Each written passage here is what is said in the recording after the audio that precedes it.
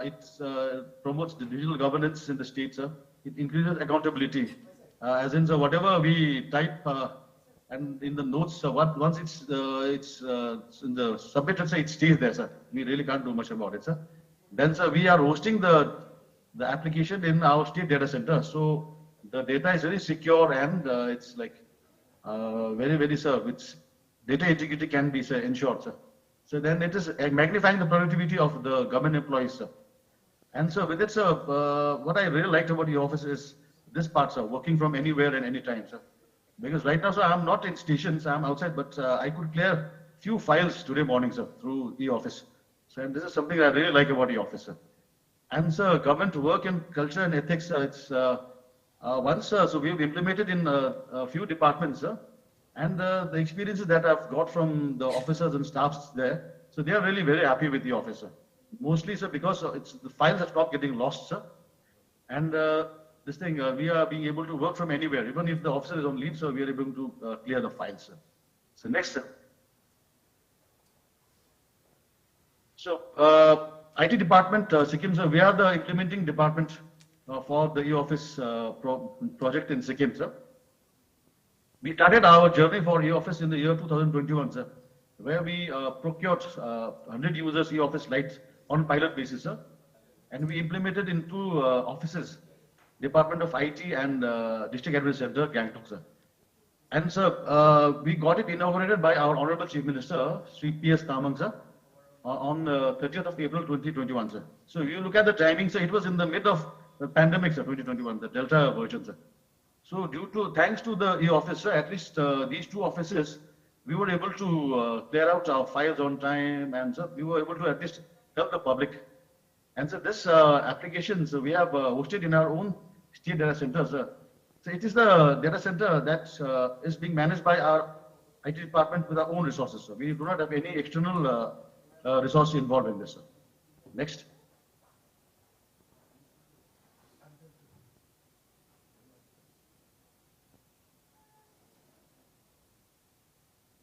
My slide is lost. Hello? Able to see the slide? Not the slide. Can you see the slide? It's the e-office upgradation slide right now.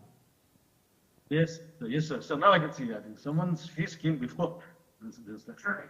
Right, sir. So then, so in the year 2022, under this State Collaboration Initiative Scheme, SCI, under DARPG, sir, in the year 2022, we got some funds from DARPG, and considering the experience of which we received from the 100 user applications, we wanted to go for more departments.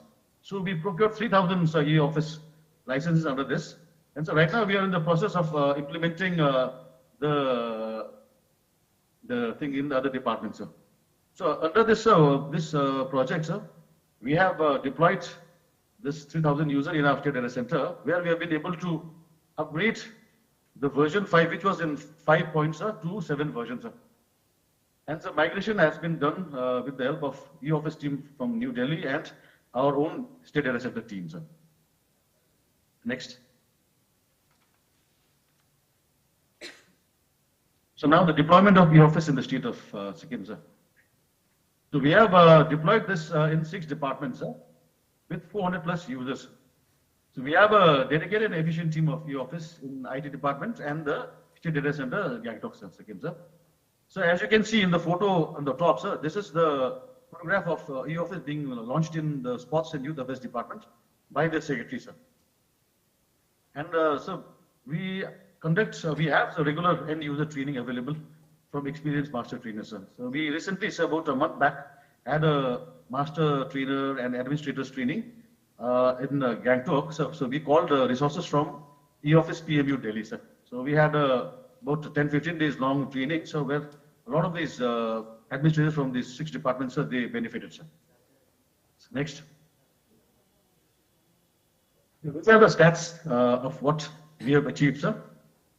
So we have managed to create and digitize 2,251 files, sir, and receipts processed are about 13 lakhs receipts that we have processed, sir. I have again lost the slide. And I lost the slide again.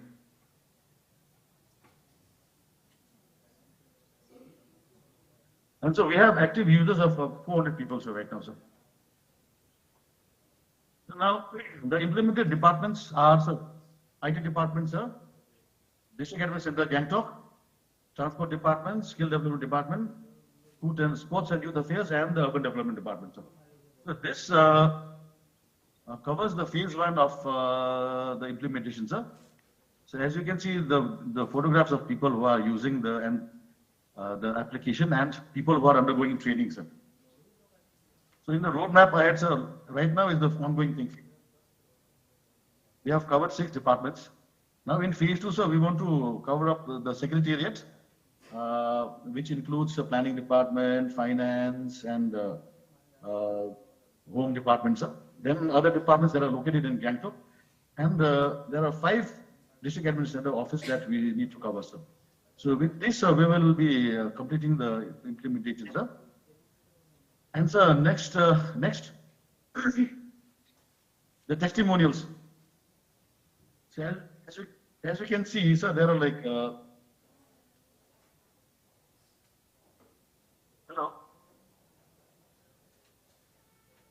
slide. You are on the roadmap ahead slide now.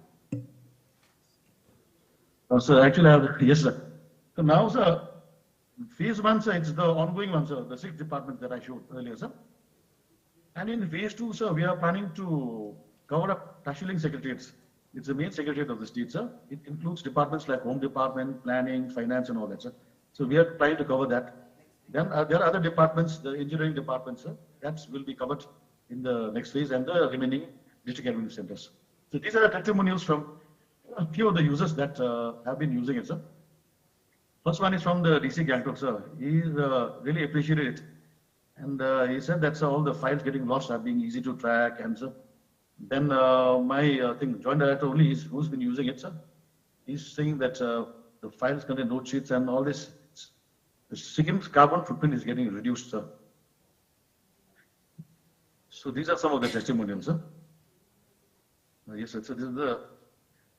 You can see, sir, the sports secretary is also given his feedback on how he has found the application, sir, along with the transport secretary, sir. Thank you, sir. This is the last thing. Thank you so much, Mr. Wangdi.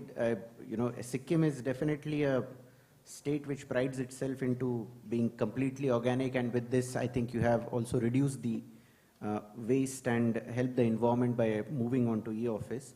Now we would like to hear the experiences of Arunachal Pradesh. I invite Shri Guwahati Duchi, Director, State and State Nodal Officer cum Project Officer, E-Office, Arunachal Pradesh.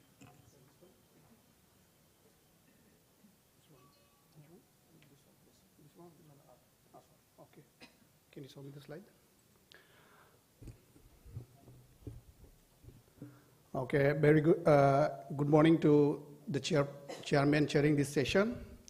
Good morning to all the senior officers present here. Good morning to the speakers present here. And also good morning to all the officers, those who have joined this session online. We all know that e-office has been adopted by most of the states across the country, okay? And Arunachal is amongst one of the states who has onboarded ourselves into e-office. Having said that, we are happy to be part of this regional conference. Further, we are thankful to Department of Administrative Reform, Government of India, and the Government of Assam for giving us this platform to share our experience, especially how e-office was implemented in Arunachal Pradesh. So before diving deep into how e-office was implemented in Arunachal Pradesh, I'll just like to share you the fact file of Arunachal Pradesh. So this is the fact file. Actually, Arunachal is the largest state of Northeast state, and it is the 14th largest state based on geographical area, measuring around 83,743 square kilometers. I'm stressing on this because we are spread with 25 districts, and all the districts are not motorable still now. And as yesterday, our Armstrong sir has rightly pointed out that our state, especially northeastern state, there is hardly mostly rainy season, and it is not motorable. It is difficult for us to especially transport file from district, physical file from district to the state headquarters for approval and obtaining administrative approval. And also in the spec file, you can see we are the least, I'm sorry to tell you, sir, we are the least literate state of our country, but still we strive and we have opted e-office. And also, you can see in this spec file that we are a state of 26 major tribes and 100 sub-tribes. So you can say, and you can take Arunachal as a mini India. We don't have common language as Assamese in Assam, Mizo in Mizoram, Nagamese in Naga. So our mode of communication, training and all in e-office was English, a mixture of Hindi and English. So sir, I would like to request, whenever I'm giving this presentation, I'll be using both English, okay, Hindi and English. Please excuse me if I'm using Hindi during this presentation. So I'll just share the experience, experience, what were the problem, how we overcome all those, and what is the strengths of e-office in Arunachal Pradesh. So every one of us are aware of the problem about physical file system. So it is very difficult for us to maintain physical file, especially record management. The file gets lost, isn't it? There is no transparency in the physical file system. And again, there is no accountability. And there is rampant corruption, isn't it? As already indicated yesterday by our Honorable Governor, Assam yesterday also he has pointed out that there is a red tapeism in physical file system. That important file could not be tracked while out of office mode. Only when you are present in your office you can process file, or else if you are away from your office you could not process physical file, isn't it? Then at the end of this, the problem in physical file was that during pandemic, specifically COVID, and if we speak about our northeastern state, especially where we are a tribal state, there are lots of organizations, CBOs, student organizations. They can call any day burned, so they can strike your office anytime. This happened randomly in our states, isn't it?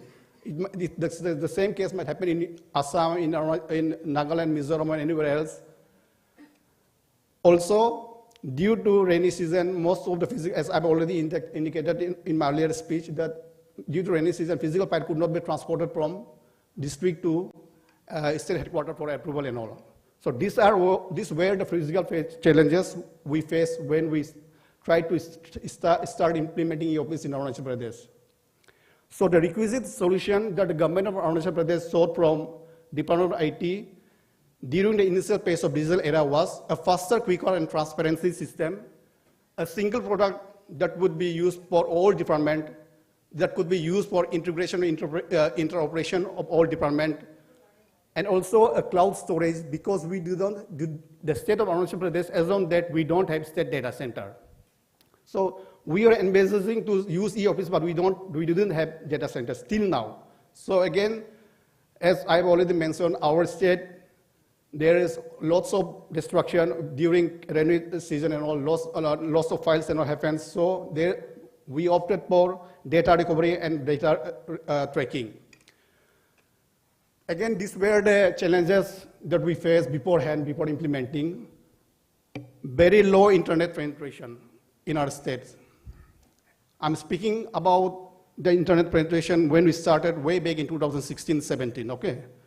Only few offices were connected by internet. Even most of the district headquarters offices were not connected by internet. Then again, as I've already mentioned, there was no data center for us to host the e-office. Then again, being a low literate state, our official, they don't know how about digital literacy, especially. They don't know how to operate computers because they were depending on all physical files, all olden modes, especially those officers, those who were recruited way back in 1970s, 80s. So they were dependent on all physical file, and they didn't know how to operate physical file. To add that salt on that, again, we didn't have sufficient computers and scanner because again, to move into a system, you have this bottleneck, isn't it? So we didn't have this a computer, this one scanner prepared for e-office implementation. Finally, the challenges we faced was all the senior, especially senior officer, okay, admin grade officer, those who were on the verge of retirement, they were reluctant to move to new working system. And those officers, those who are looking forward to implement e-office, you will get all these problems. Especially senior officer, those who are on the verge of retirement, they said, मुझे मेरा पिछला वाला का sign ही चाहिए, physical में मुझे लिखने का आदत है, I don't know computer.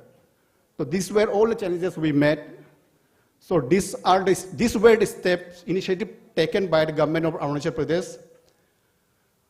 What the government did was, we prioritized internet and digital connectivity across the state. We had SWAN supported by Government of India. We connected all the district headquarters through SWAN, SWAN network, Arunachal Pradesh State Wide Area Network. And also in the directorates and chief engineer office, where there were no internet connectivity, we emphasized and we forced them to get at least a broadband connectivity so that they can use e-office. That was the first step we took. The second was that we got all the nodal officer come master data nominated from each department. Especially when I'm speaking about directorate, chief engineer office, and the district level offices, DC offices, what we did was, we didn't train all the officials. What we did was, we did the planning. We got nodal officer, 4 to 5 nodal officers nominated from the office. We trained them multiple times, okay? The third thing we did was we trained them, and we gave them responsibility. It is your responsibility to onboard your department to e-office. E-office team, state e-office team was there at the back end to support them, but it was a responsibility sole responsibility of the nodal officer to onboard his or her department into e-office. And we are constantly, the e-office backend team would constantly supporting them. Then also the state government, what we did was, we overhauled the ICT system required for e-office in a phased manner. First we did with a civil secretariat. We supplied, updated the computers and scanner required. Even we set up a central CRU, what is required in e-office. CRU means nothing else but a digitization center where anyone can come and digitize his file. We set up a digital center. Then the next step we took was micro-level planning and execution of order. See, if we did all the steps, 1, 2, 3, 4, 5, but still some of the department were still reluctant to use e-office. So what the government at the highest level did was, they issued an order stating that henceforth no physical file in any case shall be accepted by Finance and Planning Department for obtaining FD concurrence and budgetary support. This was mandatory during 2022. So based on this order, all the secretaries commissioners principal secretaries were the director to ensure that all file comes only through e-file.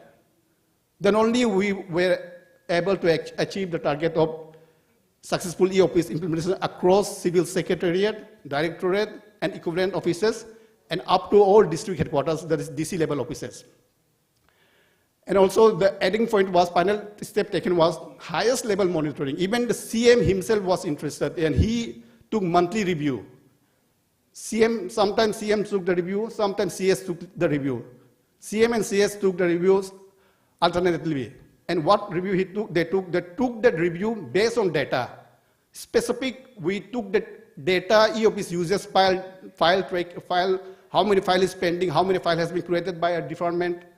So we took review of all the department, and we made all the commissioner, principal secretaries, commissioner secretaries accountable for e-office implementation. So based on these steps taken, we had successfully implemented e-office across Arunachal. So the transformation, once e-office was that, we could build a seamless file record management. There was no file and data loss. 100% transparency was achieved. And the term red tapeism was eliminated, the PROMART system. Also, the government's file could be accessed from anywhere. As we are using VPN, we have created VPN for all the users, especially for the districts, because we don't have secured NIC network in a district. The district administration has opted for other connectivity. Whatever connectivity is available in the district, they have opted for that. So what we did was, we took help support from NIC and we created VPN, virtual private network, for all the, not only senior officers, even for the junior officials, so that they could use e-office, they could access e-office out of office mode from anywhere.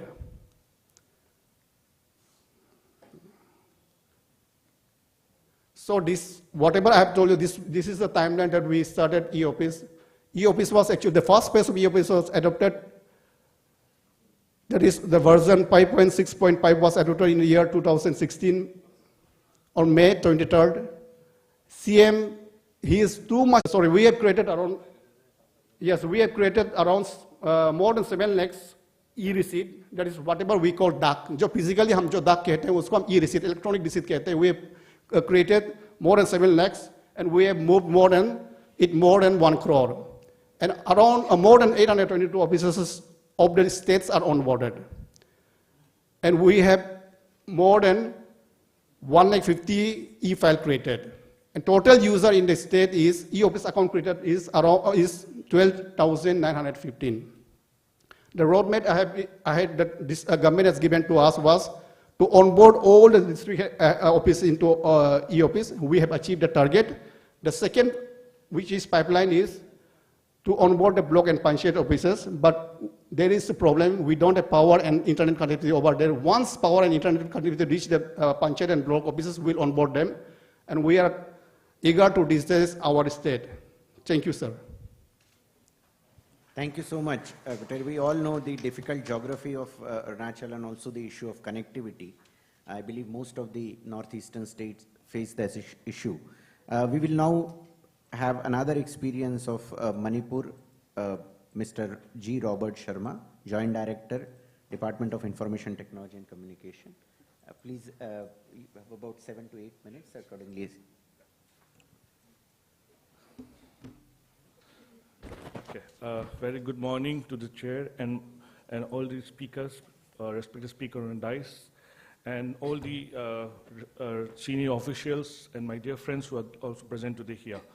I would like to start, okay, my name is G. Robert Sharma. I work as a Joint Director of IT Department, Government of Manipur. So before I start my presentation, I would like to play a small video to show how we have implemented e-office in the state of Manipur. The video, please.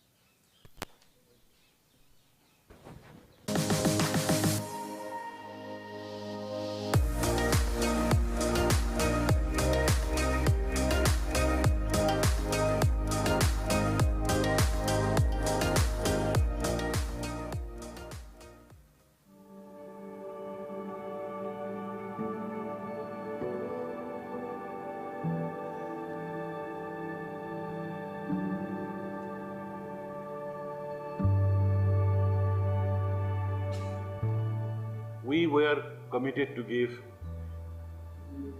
a transparent and a clean governance to the people of the state.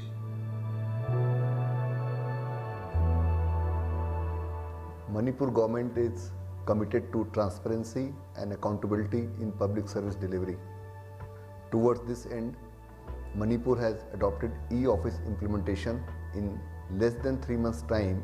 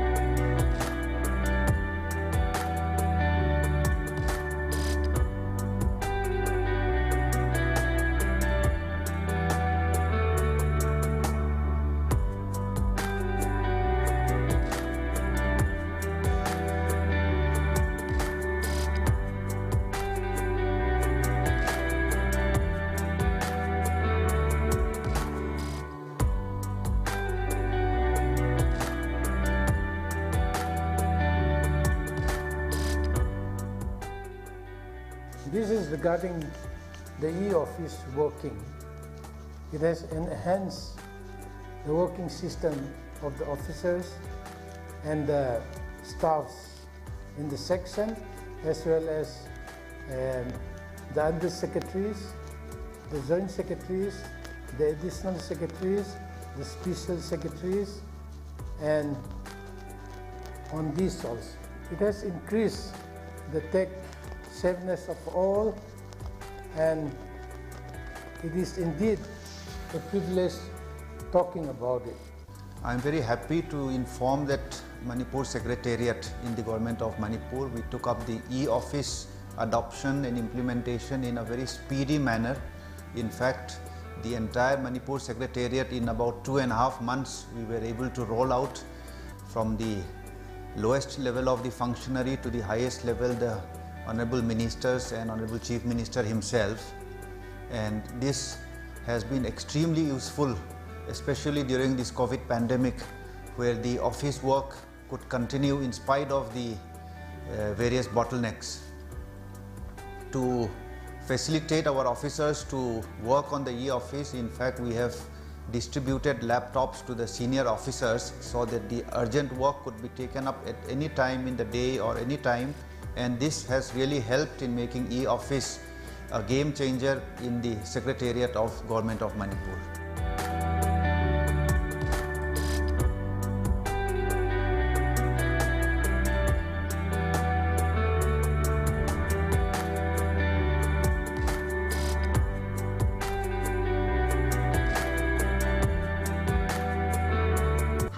File chapasi file bansi am sauna pura ka chana lamiko ado hojikti masi de click amanda dum ya kharabina yam nungai re nungai bati show dati haiba application gi sidadi haiba file si kana lai haiba check to am lai thoi adu ju mathakta akhoina ngasai paperless oramina dagi che sang na mamu ko pa gi pot daitre laptop policy 2020 habagi matung inna akoi gi under secretary adagina wangba officer khudingmak amasung minister singda laptop policy sida laptop amamam piduna karigumba sutti natragana akoina yumda natragana tour da chatpa matamda akoi gi office ki thabak se effect tawdana ba e office sida suba yana na ba haiduna akoi laptop amamam yena na ba gi process akoi haujare.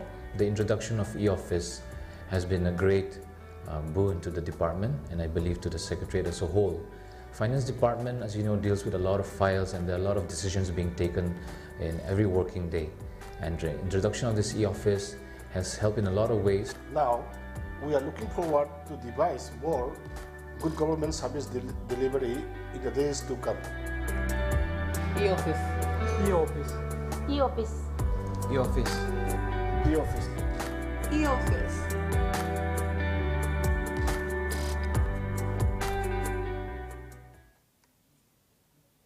Back to the presentation. So more or less, my presentation has more or less been covered here, but few slides I would like to take up in my presentation here. Next slide, please. Yeah, everything started from Shillong Declaration that has happened in 2019. We got guideline and guidance from National Conference in 2019. Next slide, please. Next slide. Okay, we divided into 2 phases. First phase in the Secretariat and the second phase in all the state-wide rollout. Next, please. I would like to skip this slide because more or less our previous speakers have already spoken. Only thing that I would like to mention here was that COVID pandemic, which had covered the whole world and bring down everything, e-office was one of the machinery which was helping us to run the state without any problem. We have implemented e-office in 2020, and in a span of 3 years, as our Chief Secretary, previous Chief Secretary, Sir Mr. Rajesh Kumar has said, in 3 months we were able to implement throughout the whole of the Secretariat. So we were able to run successfully without any problem during the COVID pandemic first phase. Next slide, please. Okay, you can slip the, yeah, less.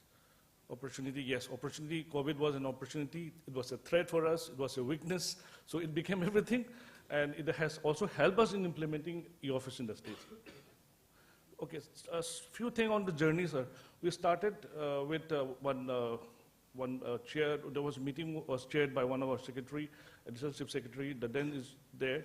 And then we started moving the first file on 11 June 2020 at around 10:30 p.m. in the night.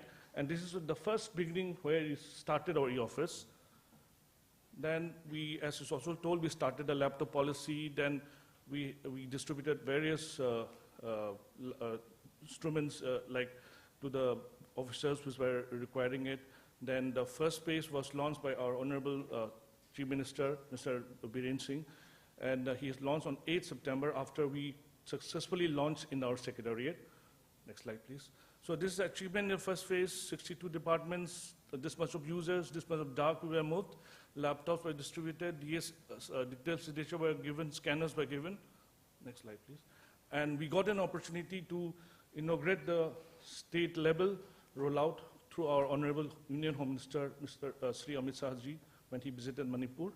Second phase was, then we roll out to the 16 districts and all the police department, major police department, forest departments, directorates, and everything was onboarded through our SWAN network that we have it. And then we did capacity building, virtual trainings were done successfully throughout during this implementation. Few of our photos where we have taken.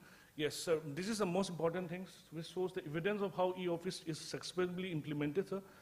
Till now, till the stage we have created, and it is increasingly created. The thing is, the graph is increasing. So that is more important. So the people are continuously using the e-office in our state. Next slide, please.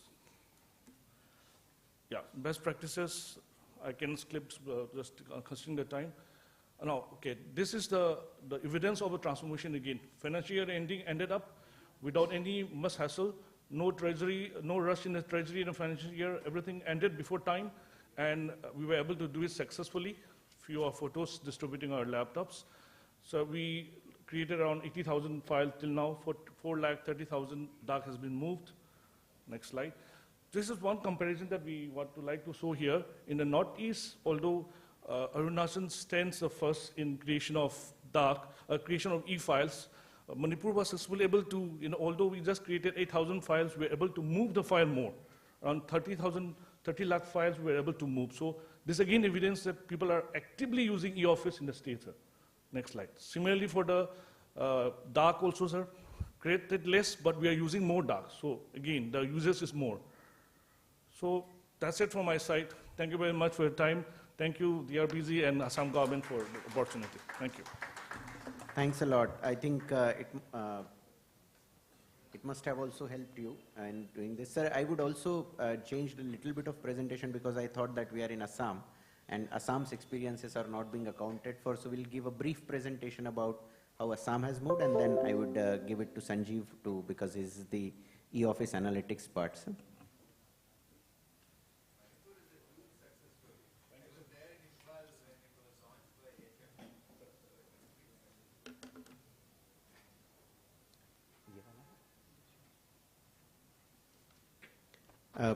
Good morning, everyone. So this is something which Assam did in 2022. We moved completely onto e-office at the commissionariat, including commissionariat, directorates as well, and district offices.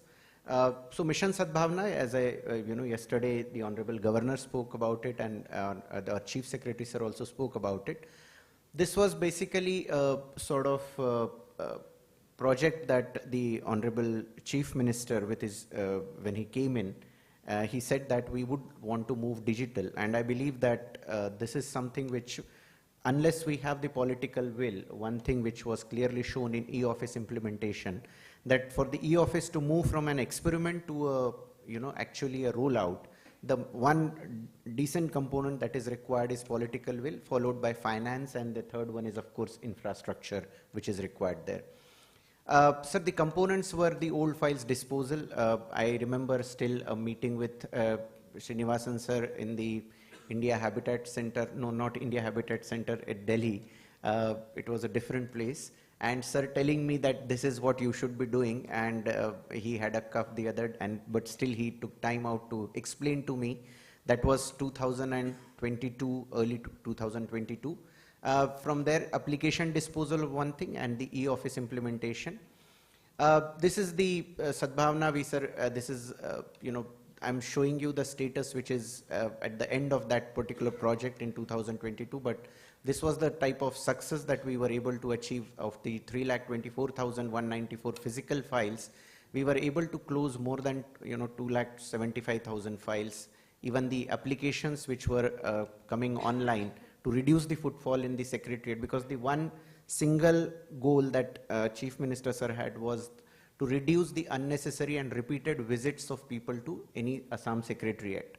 And we therefore said that all pending grievances would be taken in one go and would be disposed of in a very time-bound manner, so that all new grievances can then be migrated to CP grams, and we are dealing in CP grams thereafter.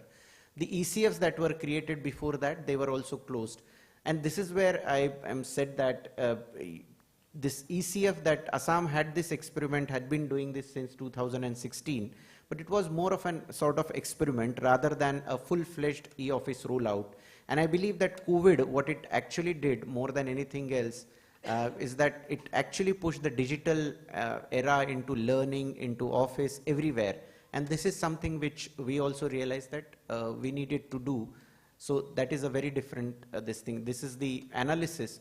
So this analysis I'm showing here because oftentimes in e-office adaptation, what we have seen, even in the Assam Secretariat and in districts, there were certain apprehensions saying that, sir, we want scanners, huge scanners before we could move to e-office.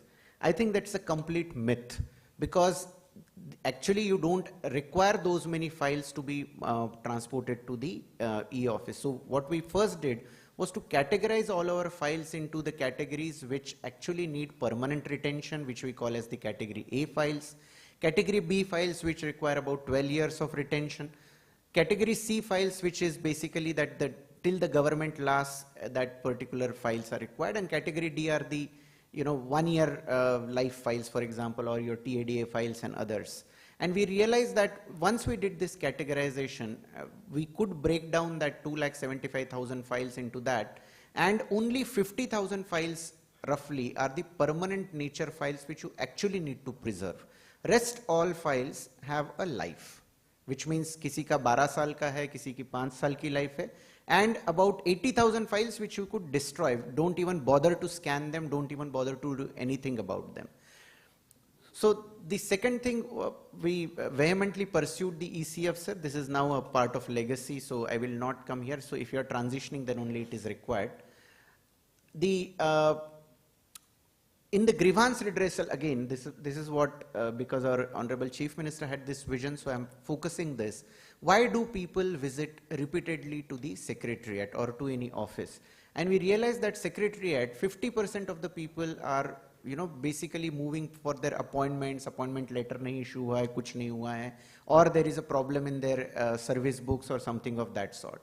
Only 12% people visited to talk about the government schemes. There was a huge this thing. So if you look at the Secretariat visits, oftentimes it's not the general public, because general public gets tackled even at your commissioner and district level. It's the government officers who themselves want to come there because they have some work stuck in the Secretariat. That was the big learning that we had from here, that Secretariat visit, if you want to reduce, you have to tackle the issues of the government people, government servants, because that comprises the maximum repeated visits. But it also means that those people are coming by taking CL or EL, traveling, and therefore it also means that there is a loss to the government in terms of the overall human resources balance. The citizen feedback, of course, this is based on only 2,500, so I won't get into this. Monitoring, again and again, everyone said that this is one thing which we realized that the relentless pursuit is something which we did there as well. This is something which status, Jishnu Barua sir is not there, Archana ma'am is also not there, because these are now about a year-old photographs, but this is definitely after I met Srinivasan sir, so I wanted to show him that, sir, this is what I think all the offices look like this after the e-office implementation. We had the years of uncleaned files. That the files that you see are actually lying on our Assam Secretariat rooftop out in open, and still we were maintaining them as if they are, you know, some precious resource in our dealing assistant books. So this is, you know, the chief secretary themselves, and this is, I think, sir, one of the other key intervention that we did was that we moved all our files from secretariat to this record retention room. We did not allow more than 10, 12 files to be kept with the dealing assistants. Now, if they have increased, I do not know. And actually, sir, last 1 year, what we said that we categorized it, we used some innovative methods. We said that we will do the color coding as per the department. वो cloth में ही हमने बांधा, but rather than using only red cloth, which we typically used, we color coded the cloth as per the department. We said that so that it's an easy retrieval, and we developed a standardized sort of a pro forma to be pasted on each of the file bundle, and each of the file bundle was sort of coded and everything. And if we track actually how many of those files were retrieved in last 1 year, in terms of that you actually needed to go and retrieve that file from the record room, that number is very low, which tells us that again that the so-called scanning experiment and others is actually not required, because you hardly refer those files again and again. And once our protocol now is that if you need the file, bring it, scan it, break it into e-office, send the physical file back and start moving.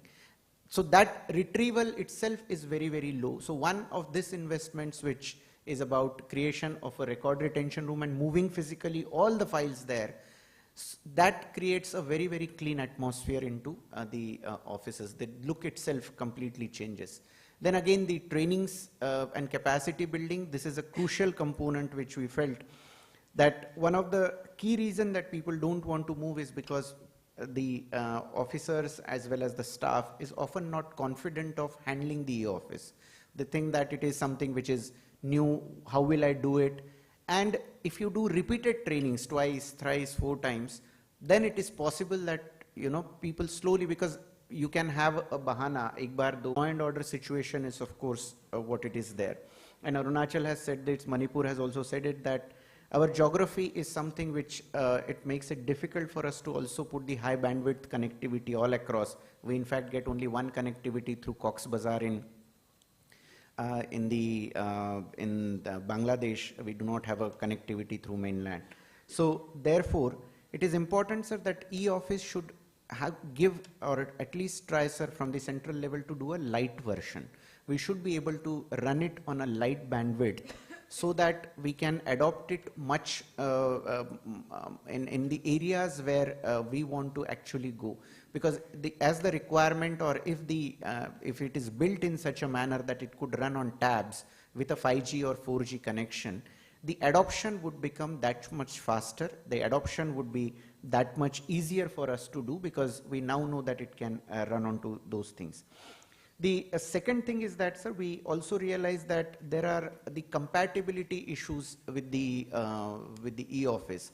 It doesn't allow us to take some of the earlier databases or programs, and it doesn't allow us to sort of run some of the standardly used programs such as Microsoft and all. So that becomes at times a problem, because the state governments have invested already into it. There is a resource crunch, and therefore we would want that interoperability to be also there, sir. The third issue which I feel is that, sir, when we do the e-sign onto the documents, some of these documents when we see or when we print, it is very easy to at times even forge those documents, because it just needs that signature to be, because if you do it in e-office, it is easy to verify, but if you take a printout, my signature is not unique. It is the way it prints, like Shantanu P. Gotmare signed on this date and this time, which is easily doctorable, because you can actually make that template and doctor that sign in a printout, sir, not in this thing. So if it is like e-sign verified or something comes on as a print, like we get into ICICI or SBI's, mutual fund sort of statements, that would be very, very helpful in terms of sort of future frauds that might be there. One important issue which we have also come across, sir, is that the capacity of the NIC in terms of providing the data center, that is quite limited. We realize that the national data center at Delhi is full, the national data center at Bhubaneswar is almost bursting at its seams in terms of the capacity. And we don't know, because when we asked this, so all the state governments face this issue. We, for example, were forced to move our database onto the RelNet sort of managed cloud. And at that time, although we pushed for that, it was a difficult decision for the state government. It took us almost 6 months to reach that decision that we would like to move on to that particular thing, and most state governments would be facing this issue in this. The last one is that I believe, sir, the next step of e-office is e-HRMS, because unless once the people have adopted e-office, what happens is that still my service books are being maintained physically. I'm also the Commissioner and Secretary Pension and Public Grievances, and there I feel that in pension, I'm unable to do many things. For example, we cannot put promotion orders and others because our e-HRMS is not there with us. So e-HRMS integration with a single sign-on, and if that is the push by DARPG, just like you did for e-office, I think that is the next push. If it comes in, then the officers, the staff starts feeling that it is, helping them in terms of managing their leaves, managing their promotions, managing not losing their pension related documents. Even the pop-ups can come in about that the promotions are due for such and such people. We are trying to do it in a different manner, sir, by updation of the service books and all. But I believe that this is, if it is done as a project mode, then that would definitely help everyone. And the last thing is about the data analytics, because this is something that I don't know to what extent the e-office lends itself to the data analytics in terms of ease of data analytics, because it has a very limited functionality. It tells me certain things, but it actually at a broader level, it should allow and give me very easy data analytics. It's about I'm not saying that the functionality is not there, sir. What I mean to say is that the user experience, the UI, UX, the user interface and user experience is probably what is lacking in terms of the e-office in its current version. So if the UI, UX could be improved, I'm sure that definitely the adoption would be much better in this thing. Thank you so much for listening to the Assam's experience, as well as to DARPG teams for the feedback from the Assam. I would now request Sanjeev Srivastavji to kindly take the stage and let us know about the e-analytics, which is the next part.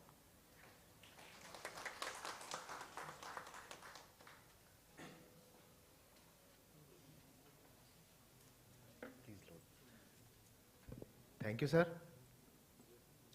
Good morning to everyone. I'm Sanjeev Srivastav, Deputy Secretary DRPG. I will be making a presentation on e-office advanced analytics dashboard, which has recently been launched by our Minister of State for Personal Pensions and Public Grievances on 19th of December 2023 in the inaugural session of the Good Governance Week 2023. Next. First of all, let me take you through the chronology of development of e-office. From 1996 to 1999, it was office procedure automation, and then file tracking system version 2.7 of OTA was brought in, which was from 2000 to 2001. Then version 3 was brought in 2004. Then e-office beta version, the trial version, was launched in 2009. The complete e-office product suite was deployed, which was version 5 in 2014, and it ran up to 2019. In 2020, version 7 of e-office was deployed. It enabled inter-instance transfer of files, thus making it possible for ministries to refer files to other ministries in a smooth manner. 2023 was a milestone year when the development of e-office advanced analytics dashboard was done, and it was launched by the minister.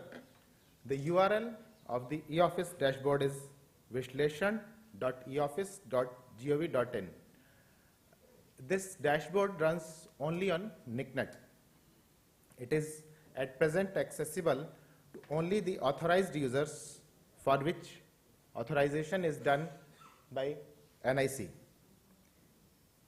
And NIC also gives access to those officers who requires it at senior level for macro level monitoring. Next. As you can see, e-office is a digital workplace solution which is based on Central Secretariat Manual of e-office procedure. It is built on open source software stack.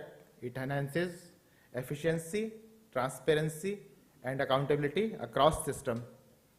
E-office has a generic design and is a single product for government at all levels. It promotes less paper office with greater collaboration and knowledge sharing. It improves the government decision making. We have already said in the last slide, but one thing is here. It ensures 24/7 accessibility, which our earlier speakers have also told, through web VPN, and in COVID times, it enabled smooth functioning of government without any hitch. E-office has been implemented already in 385 central government organizations, including ministries and departments, and 607 state UT government organizations. Next. So far as the status of implementation of e-office in northeastern states is concerned, as you can see from this slide, Arunachal Pradesh, Assam, Manipur have already implemented it in their secretariats as well as districts. We have Sikkim and Tripura, where e-office has been implemented in secretariats and 1 districts. So there is need for further implementation of e-office in all the districts of northeastern India. Next. With the implementation of e-office throughout the central secretariat, there was a need for a macro dashboard which may help the senior management in having a deeper analysis of e-office. So it was required to maximize the potential of e-office by providing the real-time metrics to facilitate in-depth data analysis and strengthen decision making, and provide inputs to senior management level on macro level data and trends in use of e-office in an organization. It also helps to identify the workload with each officers so that an even balance of work amongst officers is maintained. It helps make data analysis to identify bottlenecks and create scope for improvement by further streamlining e-office. It also facilitates a comprehensive implementation of IEDM. IEDM is an initiative of Government of India for increasing efficiency in decision making, which was initiated in March 2021. It is implemented through 4 issues like delayering, delegation, digitization, and desk officer system. In fact, the dashboard is a tool to validate the progress made by the ministries in the initiative of increasing efficiency in decision making. Next. Next. As you can see, the dashboard gives a macro view of 6 broad parameters: e-files and p-files. P-files is physical files and e-files are e-files, electronic files. So it gives both annual as well as month-wise data on e-files and p-files. E-file movement status, the number of levels of e-files are moved. It gives average level in each ministry and overall in the central secretariat also. Inter-ministry department file movement, from one ministry to another ministry, there are many files which need to be referred, like for legal, legal advice or pension matters or IFD matters. So this also gives inter-ministry department file movement. It gives receipt status, e-receipts versus p-receipts, signing users, e-sign users, digital signature users, and VPN users also. Next. This is the home page of the e-office analytics dashboard after one logs into the e-office analytics dashboard. it gives, as you can see at the top end, it gives 7 subcomponents. The first 2 subcomponents are regarding e-files and p-files. First is of annual basis and next is month-wise. The third one is about e-file movement status, the number of layers it moves. The next one is interministerial file movement. The next is, this is VPN uses and signing uses. Next. As you can see, the initiative of IDM is validated through this e-office analytics dashboard. From a level of 8.01 in 2020, we have reached to a level of 4.11 in November 2023. Next. This slide gives the e-office layers across large ministries. You can see that from the level of around 7 to 8 in DOPT, then Ministry of Health and Family Welfare, Ministry of Home Affairs, as well as MIT, we have reached to a level of around 4 to 5. In DOPT, we have reached from 8.58 in the year 2021 to 4.3 levels in November 2023. In Ministry of Health and Family Welfare, we have reached from a level of 7.45 to a level of 4.57 in November 2023. In Ministry of Home Affairs, we have reached from a level of 7.19 to a level of 4.11 in November 2023. In MIT, from a level of 8.94 in year 2021, we could reach to a level of 4.58. Next. This slide gives a representation of e-file statistics. As you can see, in the entire central secretariat, we have more than 90% of new files, as against earlier quite large number. Next. So far as interministerial file movement is concerned, it can be seen that it has seen a substantial jump after implementation of version of e-office, which has enabled the interministerial transfer. We can see that in November 23 alone, there were 3,940 files moved on interministerial basis, as against a total of 3,310 in the entire year of 2020. And it enables a faster decision making. Next. As you can see, this is there 90% of receipts are getting diarized as e-receipts, and only less than 10% are getting diarized as physical receipts. Next. This gives a data about use of digital signature and e-sign.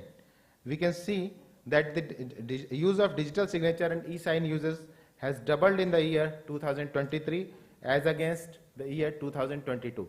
In fact, DARPG has been promoting the use of e-signature, digital signature, which is mandatory as given in Central Secretariat Manual of E-Office Procedure, and recently DARPG has also advised an IC to make it mandatory for using forwarding a file to next appropriate level.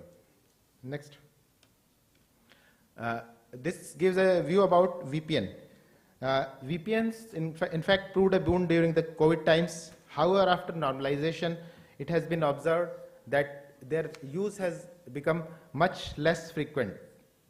In view of the security of official data, DARPG has advised NIC to ask ministries to assess the need of the use of VPNs and allow active verification of only those VPNs where it is required. Next.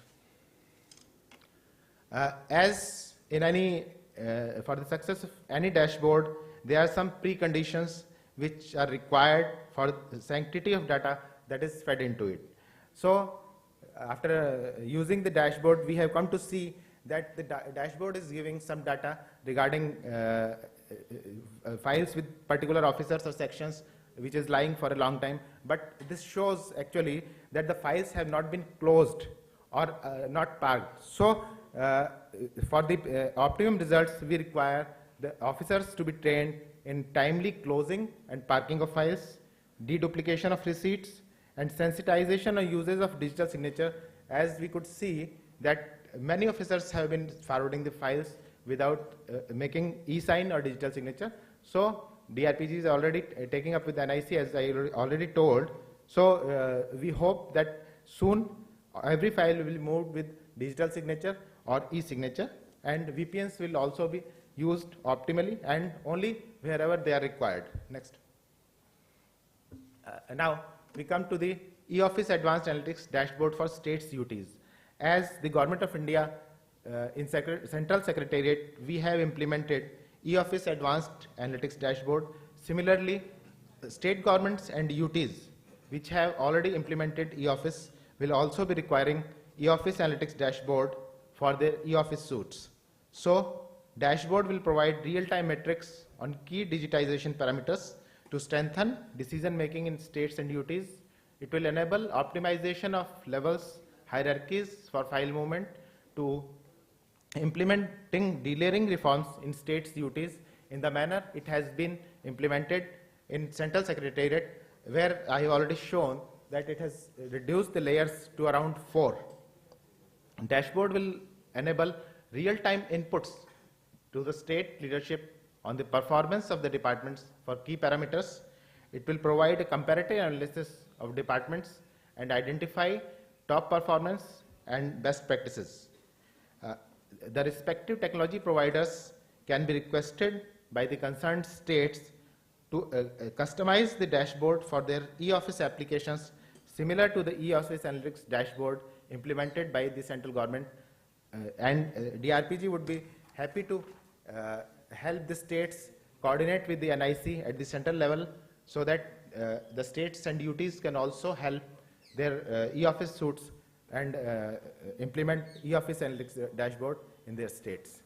Thank you. Thank you, Sanjeevji. We are at the end of this session 4 and the first session of day 2 actually. So today we saw about the experiences in Sikkim, where they have started with maybe a district, and to Arunachal Pradesh, where the geography is sort of difficult and the connectivity is an issue. And but still the Arunachal Pradesh has moved ahead into that. Manipur has definitely given even the premium suit that they are doing, and one of the leaders in the Northeast region. And then Assam's experience, because like I said, in 1 year we moved from being completely physical to even districts having the e-Office. One good thing that Sanjeevji has told about the analytics, and this is something which is definitely required, is that this analytics dashboard be deepened further, so that some sort of training is also given to the officers or to the NIC coordinators here, so that they can in turn train the officers in terms of using this analytics dashboard. Otherwise, it becomes very difficult. It is not known that it will be there. I again thank all the participants who have come from the northeastern states, as well as those who joined us through VC in this session on implementation of e-Office in the Northeast. And my compliments to DRPG, because this is, I believe, one of the key sort of push that was given by DRPG, and it has shown tangible results all across the country in terms of its adoption. Punitji is also here, and we take note of your observations, e-Office Lite version, then compatibility issues of Microsoft with interoperability. I think if somebody types a Word document, it should be uploadable on e-Office. I think this has been there for a long time. E-sign verification is a new one that they have suggested, that we'll take note of. And EHRMS is a big push that is coming. But I don't know to what extent is Manipur on EHRMS? Are you on EHRMS? Can you get GPF sanctions on e-Office? No, yet, sir. We are started implementing EHRMS. It is not, it's at a nascent level. But data analytics looks good. I hope all of you took note of the data we put out. And this was one that Assam had flagged. So if you can see in terms of the levels through which files are moving in these studied Bihar government, he found a collector's FR was going through 32 levels. 32 levels. From there to come down to 4 levels is a huge task. as you've seen, even in the Central Secretariat, it took us about 3 years to bring it from 8 levels to 4 levels. Constant reworking in terms of the allocation of work and the administrative delegation is necessary, otherwise it will not come down. The second one is this interministerial movement. Often in secretariats, files move from one department to another department and then they don't come back. So they're either lost for a long period of time. So every file that moves interministerial can be verified on the platform. And e-sign, we take note of what he has said. E-sign, right now, we are largely using digital signatures, and every section officer has been given a DSC in Government of India. You may also like to shift from e-sign to a DSC. That is a much better. We are on DSC. You are on DSC. We are on okay. DSC. And then VPN, we are taking a more serious view, and we'll let you know one of the big areas that are where work is going on is that whether e-office should be a protected system. And that we are currently looking at. And in case it becomes a protected system, then multi-layered security features will be coming into the system. So I think this is all. Anything you want to add? Sir, can I add, sir, from Arunachal, sir? Yes, please. Sir, I missed your presentation. Yes, sir. Actually, as per user experience, after upgradation, whatever the officers are looking forward is for multiple signature on a single page. This issue, we have raised this issue, we have flagged this issue to NIC several times, but this has not been resolved. Especially, the multiple signing is enabled for multiple users. Okay, if I sign a single, multiple level officer can sign on a single page, but a single officer cannot sign on a single document twice. Because sometimes whenever we issue letter order, there is a salutation part and there is a copy part. An officer need to sign on both sides, on both location, in a single location. That is not enabled as on that. So if that feature is added, it will be good for us, sir. Sir, basically this is a new request. This had not come before. Multiple officers signing on the same page was a request earlier. That has been facilitated in 7.0. Yes, sir. But this one, same officer to sign twice. Sir, we have raised this one during training multiple times, sir. And also this data center of Bhubaneswar, ek baar ye review kar le. What is the issue with data center? Sir, what happens is that oftentimes it is not the internal, because we move file internally or papers. It's the external sort of agents. For example, AG office, they require certain signatures. They tell us to sign at a certain set of this thing. There it becomes very difficult, sir, because oftentimes then you are forced to take it out of the system, sign it physically and then upload in the system. So that can be avoided if we can bring in these certain changes as he has suggested. There is one more slide in Sanjeevji's presentation, which in fact the Cabinet Secretary and most secretaries in GUI found very important. The gap between receipts received and receipts processed. That is something that is monitorable, and I think all states must look at that data very closely. Every department-wise, the dashboard provides you between the receipts received and receipts processed. And in case it crosses a critical number, say for example, if a receipts received in a department is 20,000 per month and processed is only 2,000 per month or 4,000, then it will need some intervention. Does it also allow you the age-wise breakdown, sir? Age-wise breakdown also is given. 1 month pending, 2 month pending. Age-wise breakdown, receipt-wise breakdown is given. So it gives you receipt-wise breakdown. I think it is a good thing to replicate in all states. And if states are interested, we will give you access on this www.vislation.gov.o. Additional CS GAD is also here, sir, from Assam. Avinash Joshi, sir, has just joined us.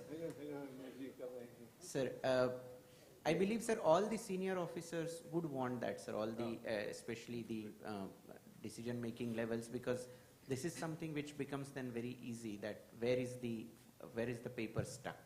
Because even today, sir, the paper is not getting processed in time. Although it is getting on e-office, it is in timely processing is still an issue, sir. Quite right. We should give access to Vislation to everybody then, and ask AR departments of states to be custodians of this. But e-office Lite is a free version. No? It is a free version. E-office Premium is the only paid version. We don't monitor e-office Lite at all. E-office Lite is free. No, sir, we have paid for that also, the license. E-office light also Yes, is a yes, paid we are version. paying for that also, sir. Nilofer, do we have light or premium? Sir, in premium you have It is Premium paid, a but paid version. sir, it's a paid Yeah, it's a version. paid, sir, it's a Light paid is version. also Light is paid also version. paid, but it's both cheaper. are paid. Okay. In okay. premium, it is, that's EHRMs and all are integrated. Premium is 7.0. Also upgraded into 7.0. Okay. Light version. But you are on 7.0 version. No? You are currently on 7.0 version. Yes. Yeah. Sir, can I have a state-specific question? I'm Mr. Paul. I'm from Mizoram. I'm the Joint Secretary, Personnel Department. Sir, as we know from the slides that Mizoram is way behind in this e-office implementation. So, sir, my query is regarding this e-office implementation. We have received letter from the ministry that Railtel Corporation has been engaged to, to let us jump into this bandwagon. So my query is, sir, DPR has been prepared, template has been collected from all the departments under the government of Mizoram, and as far as my knowledge, latest knowledge is concerned, Mr. Manish, who is a Railtel contact person, he has informed me that he has submitted a DPR to the ministry. So actually, sir, can we expedite this process? Because we are kind of, screening committee has been set up under the chairmanship of the Chief Secretary. So questions has been, asked from Chief Secretary's office also. See, we did mention that the Minister of State in the Prime Minister's office and personnel had chaired a workshop of Chief Ministers in 2020 on e-office, adoption of e-office. DRPG is committed to sanctioning e-office projects and financing them for the first year. After that, the recurring cost is what you'll have to bear. But the first year, we have committed to financing. I think we've taken up for Meghalaya and we have taken up for Sikkim. We don't have do we have their proposal for SCI sanction for Mizoram? No? No, I cannot recall seeing your project. If it is ready, you please send us again, we will sanction your proposal. We have been mandated by government to sanction e-office projects under the State Collaboration Initiative for all northeastern states. But sir, Railtel Corporation, they informed us that they have submitted the DPR to the DRPG, sir. So that's the issue, sir. If you have a copy, no, it has to come to your Chief Secretary, please, not Railtel. It will be a project of the government of Mizoram to be received by DR. Kindly send it from Chief Secretary Mizoram to us. We will sanction it. Next week is our sanctioning committee. We will take it up. Also, Nagaland, we don't have a proposal. Anybody from Nagaland is here? Dhawansigan was here yesterday. Please note down, huh? Please request Chief Secretary Nagaland also to send us this e-office project. Because as you would have seen from Sanjeevji's presentation, Mizoram and Nagaland are the only states which are not on e-office. 2 years back when Assam came, we didn't expect this kind of a linear increase in e-office adoption. I recall visiting Chief Secretary's office in 2021 and it was still a largely paper-led office. From there to become an electronic office is a huge change. Contact numbers up. Please be in touch. Thank you for the very meticulous presentations. Ladies and gentlemen, we would now like to felicitate our esteemed guests on the dais. I'd request Mahmood Hassan, Secretary ARTPPG, Otono Khorma, Joint Secretary ARTPPG, and Okhil Khorma, Joint Secretary ARTPPG, to kindly do the honors. We would first like to felicitate Shri Shantanu Gotmare, Commissioner and Secretary, Administrative Reforms and Training Department, Government of Assam.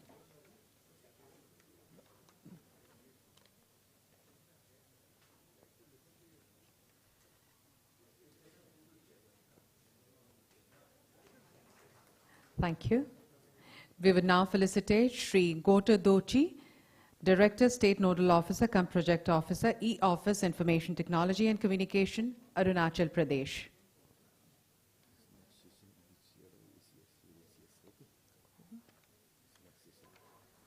I'll just come to you, sir. Can you just write it down here?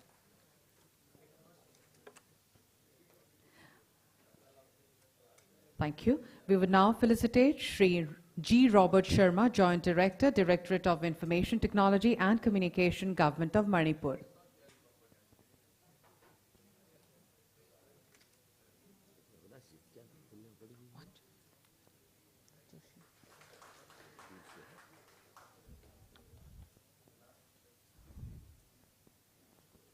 Thank you. We would now felicitate Shri Sanjeev Srivastava, Deputy Secretary, Department of Administrative Reform and Public Grievances, Government of India.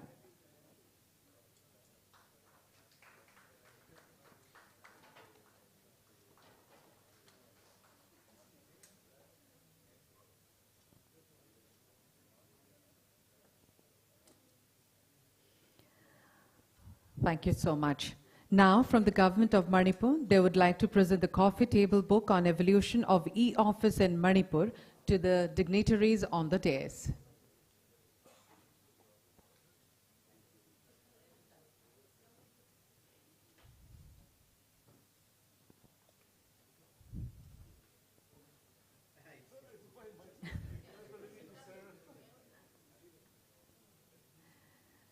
Thank you so much. I'd now request our esteemed guests on the dais to kindly step forward for a group photograph, please.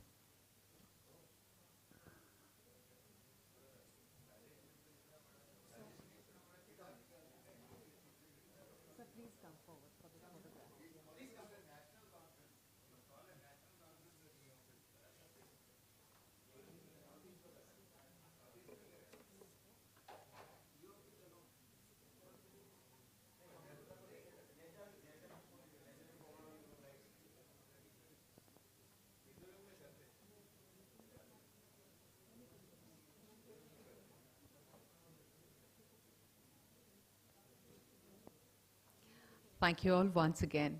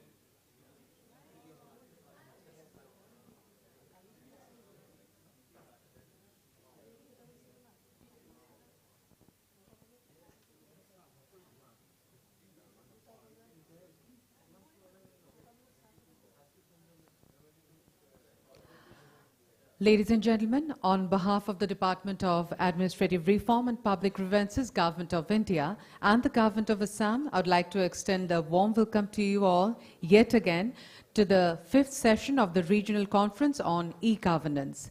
The topic of this session is E-Governance Awarded Initiatives 2022, District Level Initiatives in E-Governance. This session will be chaired by Additional Chief Secretary, Health and Family Welfare and GAD, Shri Avinash Joshi. And the presenters include Shri Mayank Chaturvedi, ex-CEO and Commissioner, Raipur Smart City Limited, Chhattisgarh, currently posted as Collector, Dantewada. He'll join us through VC. Shri Gaurav Benal, CEO, Bhopal Smart City Development Corporation Limited, Madhya Pradesh. Reena Hansada, Sub-Divisional Officer, West Singhbhum, Jharkhand, and Shruti Raj Lakshmi, ADM, District Administration, West Singhbhum, Government of Jharkhand, and Shri Prashant Oinam, District Manager, IT Nodal Officer, PM Award 2021, Khelo India Scheme, Bishnupur. I would now request Shri Avinash Joshi and our presenters to kindly come forward and take the seats on the dais, please.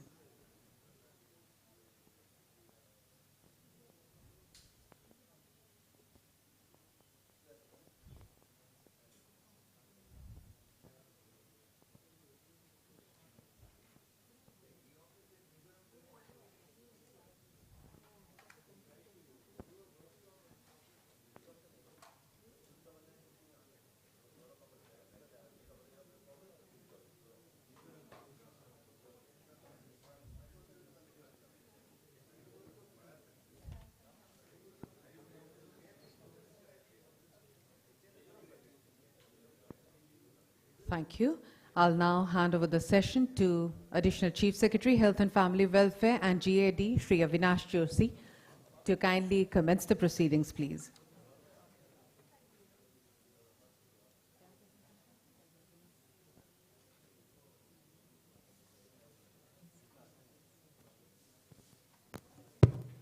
So, good morning to all of you. Respected Secretary Srinivas sir and colleagues colleagues on dais and ladies and gentlemen. I was not supposed to chair the session, but then I was asked. So I'm very happy to be here amongst all of you. And this session, session 5, is basically on e-governance awarded initiatives 2020-22, district level initiative in e-governance. So we have with us here Mayank Chaturvedi from Raipur Smart App. He is MP cadre officer, presently working as ADM. Oh, sorry. So Mayank Chaturvedi is here? Oh, okay. So Mayank will join through VC.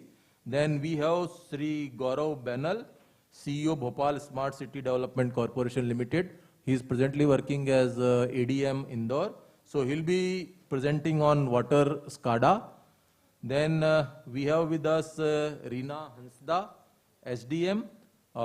She will be talking on Jan Sahayata Koshang. And we have Shruti Rajlakshmi, again from Jharkhand cadre, Assistant Collector, and she also will be presenting on the e-governance initiative. So I welcome all the panelists here, and I think we can start with Sri Mayank Chaturvedi, who is joining us through VC. Over to you, Mayank. Can we connect him through VC, please?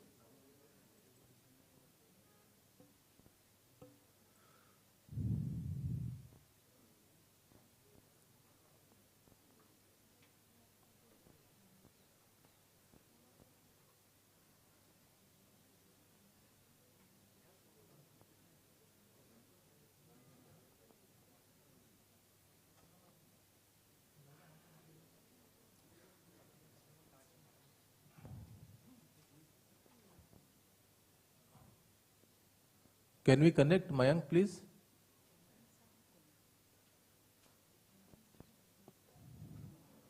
So altogether we have 4 speakers and it's 45 minutes. So I'll request the speaker to, give their presentation and detail in 10 minutes so that we have some time to discuss and some time for observations and views and questions also.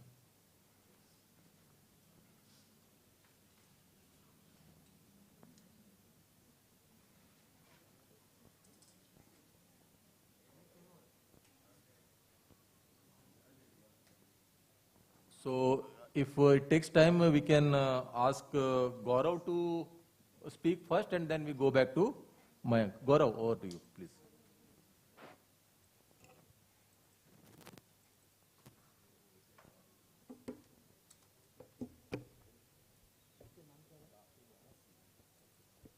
Good morning, everyone. It's a pleasure to be here. I would like to thank Secretary Sir, all the Joint Secretary Sirs and the team, DARPG senior officers, for giving us this opportunity. I'll be speaking on the water SCADA project of Bhopal Smart City. It is basically a project that caters to the water supply system of the Bhopal city. Bhopal city has a population of more than 20 lakhs. So what are the problems that arise in a water supply system, and how through an IT intervention we can improve the efficiency of the overall system. We can reduce the cost, we can automate the system, we can get the real-time data and have a decision-based, data-based decision making. The water SCADA is basically supervisory control and data acquisition system. Next. So why exactly we needed this water SCADA project? So all those who have been somewhere associated with a water supply system know that there are some inherent problems in the large scale water supply system. For example, there are leakages, and it's difficult to tap the leakages in a timely manner. There are huge energy losses, if the system is manual, then it is also a problem that we might not provide water, we cannot maintain the water supply in the prescribed time, and the supply is delayed, etc., etc. So all these problems are inherent in a big water supply system. Next.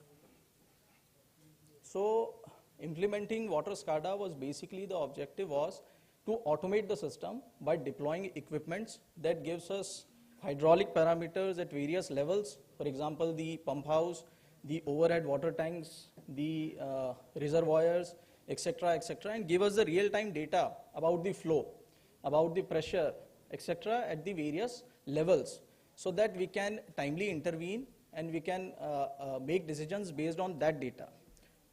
Next. This project was started in 2021, and it had an implementation year of time of 2 years, from 21 to 23, and it has a operation maintenance time period of 5 years, next 5 years.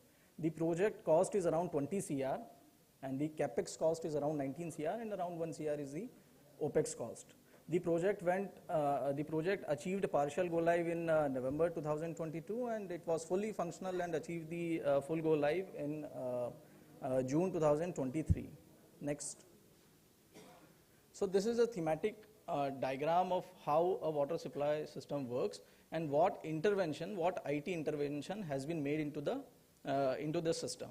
So from intake up to the overhead reservoirs, the elevated service reservoirs, we have deployed various equipments to give us the actual data about the flow. For example, flow meters, the pressure transmitters, the actuators, etc., etc. And then through sensors, the data was tabbed in real time and was connected or integrated with a dashboard, an IT solution. A control room was established, a team was made to sit there, which was supervised by a senior engineer, so that they can get the real-time data and make decisions based on that data.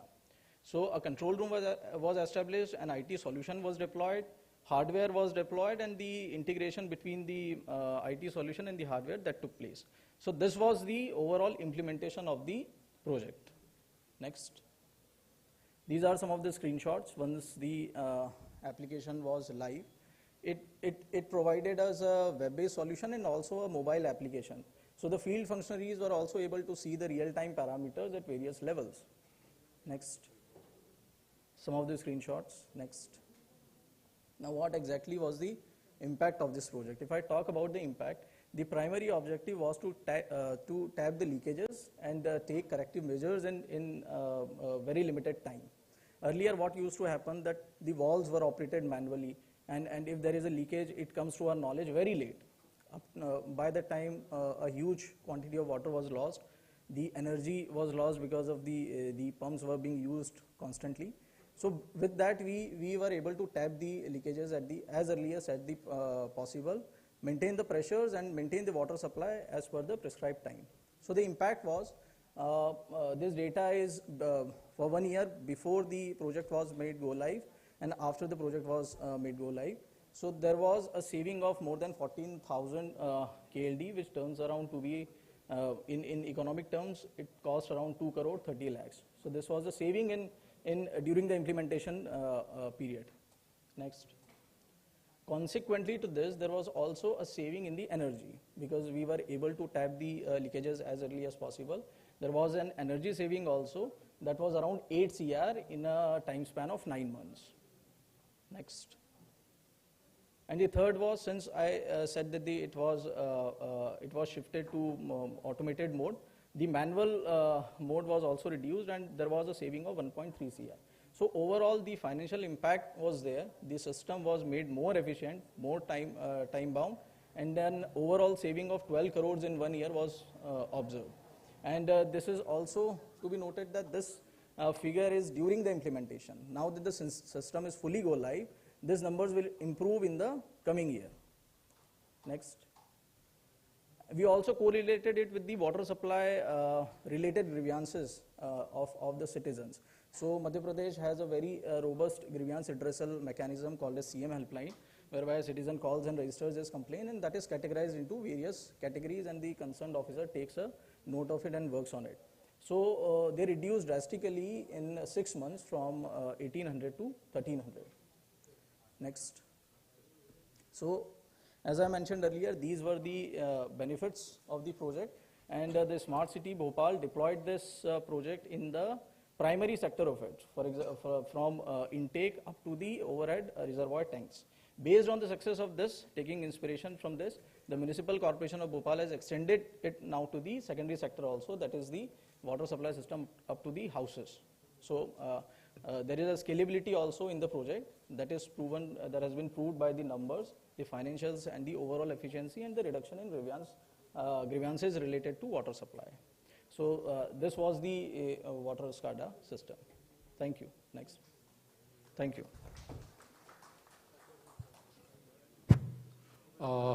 Thank you very much, Gaurav. Indeed, it was a very impressive initiative taken by you as a CEO of Bhopal Smart City Development Corporation. And in fact, the good thing about this project is, when we deal with the natural resources like water, which is, day by day is becoming very scarce. And if we are saving something like water, though we are putting the monetary term, but I think it's much beyond that. Same way like savings in electricity. So generating electricity itself, there are a lot of implications other than financial implication also. So that's a very good thing to see, and the manpower reduction or the complaints and all these things reducing.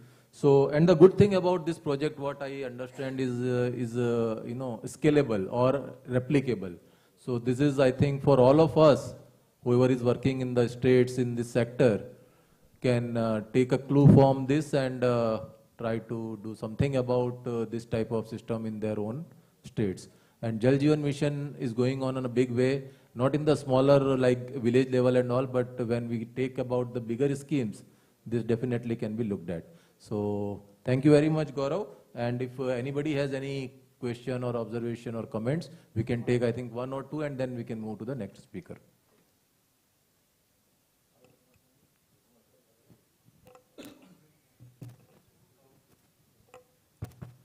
So thank you, and I am told that now Mr.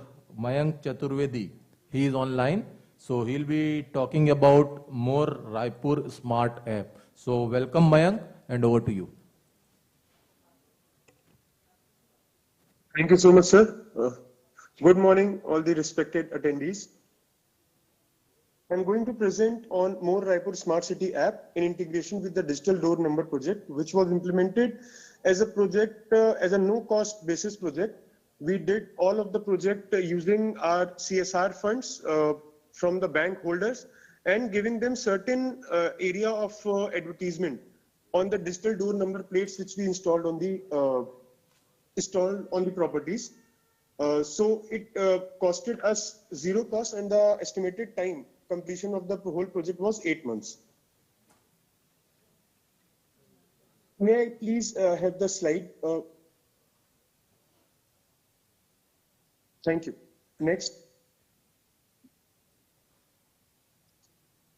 The need of the project was found because in the urban corporation, urban local bodies landscape, it is a very complex ecosystem with numerous public services which needs to be delivered.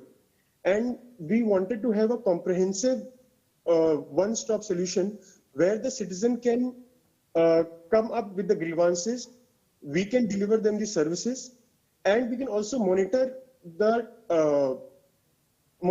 time which we spend and reduce the time which we spend in the public service delivery. Also, but one of the major targets was to increase the revenue base without increasing the tax rates of the properties. So going forward with more Raipur app and digital door number increased the property assessment, as almost 15% of our urban bodies properties were unassessed earlier, which came into our assessment fold after this survey and scheme. Another need which was felt, because there are many departments which require continuous synchronization. For example, municipal corporations generally have interface with the police, with the health department, with the food department. So this app was there to have an interaction with these departments and to serve as a one-stop window for all the grievance redressals. Next. The key challenges which we faced was on the technical front, there was a very long period of work which went in API integration with the third-party applications. Also, once we launched the alpha version of this app, we had to undergo almost 4 to 5 months of discussions and deliberations with different stakeholders and different citizens. Apart from having numerous meetings with stakeholders, we had a mechanism through the social media handles of our corporation body where people could just come and comment with their suggestions or with the criticisms. Another challenge which we faced during the development of this app was the privacy and security. Because we were tagging every property under the municipal corporation with a unique ID, we had to, and we were integrating all the different data points with that unique ID. So we had to take care of the privacy and security of the citizens' data. And another last challenge which we faced, which was the last challenge which we were able to overcome, was bringing different departments, line department services on this app. For example, cylinder delivery or gas cylinder delivery or electricity bill payments, etc. Next. The primary features of this app are based on the municipal services like filing of property tax, getting building permissions, online mutations, new water connections. But apart from that, we also expanded a bit laterally and targeted getting a geographic database of our urban local bodies, which in future slides I'll also show how it became useful to us to start recording and start tagging crimes happening in Raipur with the property IDs, or start tagging traffic violations happening with the vehicle IDs.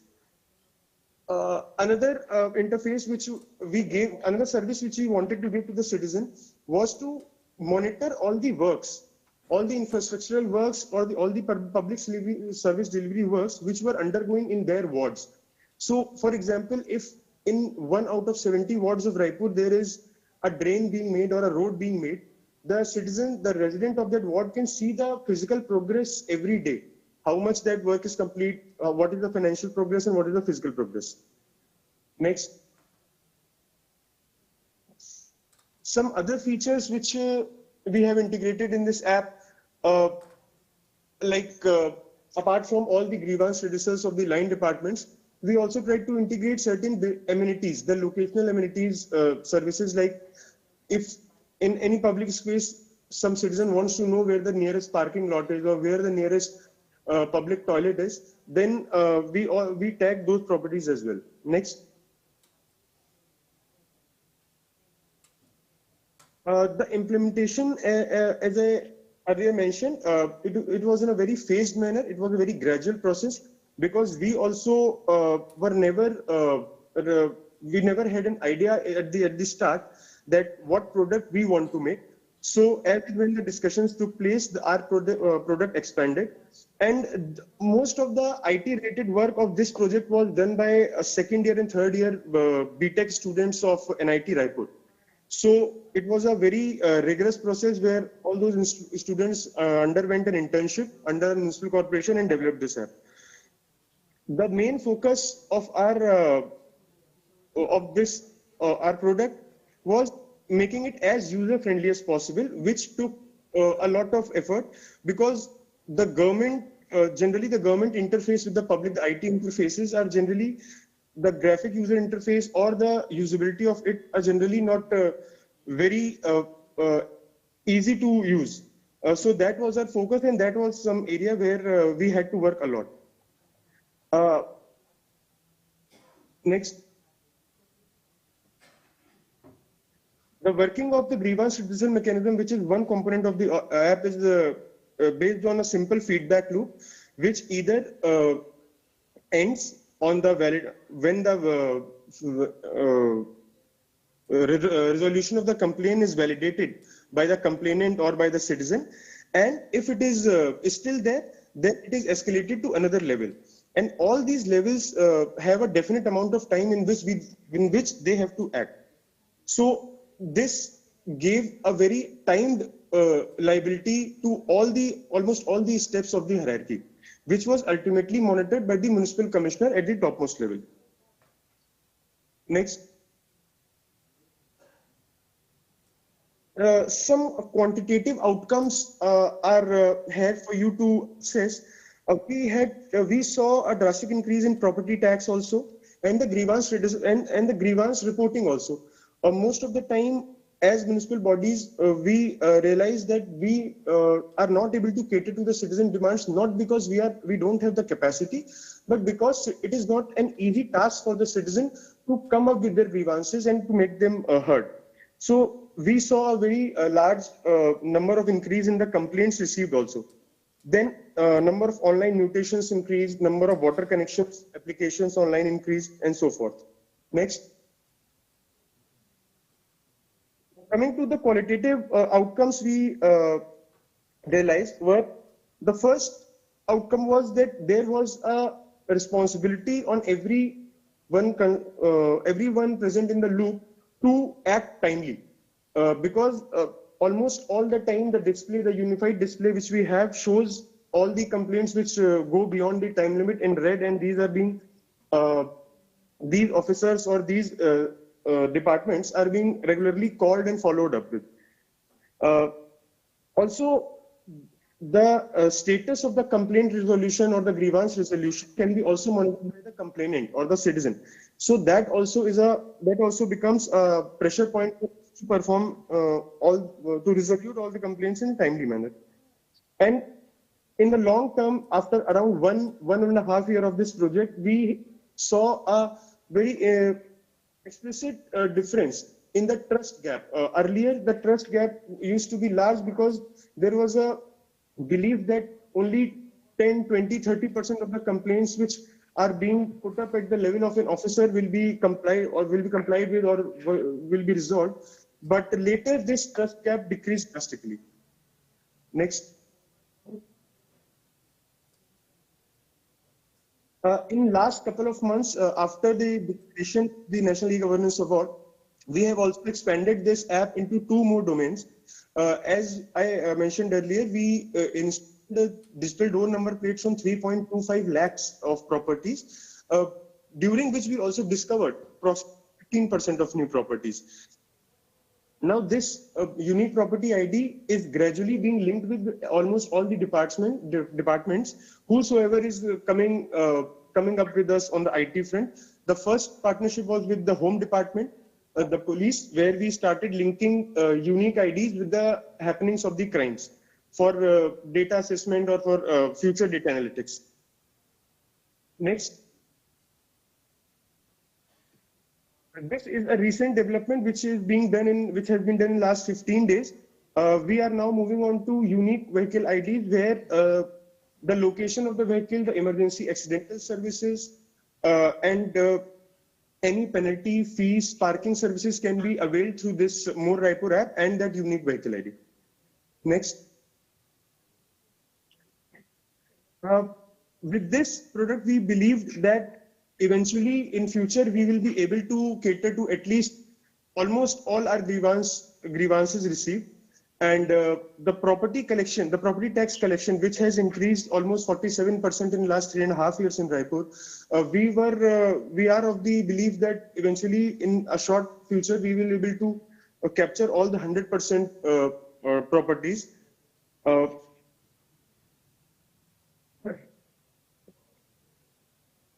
Am I audible?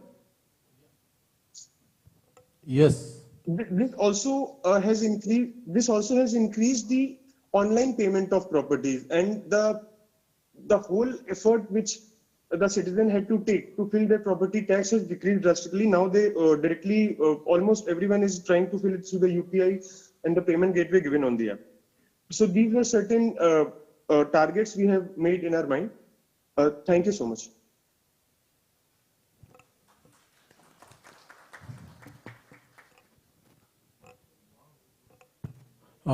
Thank you very much, Mayank, for a very, very impressive presentation. And as we have seen, this particular app is quite comprehensive. And in fact, in the days to come, each of our corporation or even Gaon Panchayat, if we can go and make the service delivery so effective and so seamless, so that will improve the ease of living for the common citizen. So I thank Mayank once again for the presentation. And next we have is Ms. Reena Hansda. She will be talking about Jan Sahayata Koshang.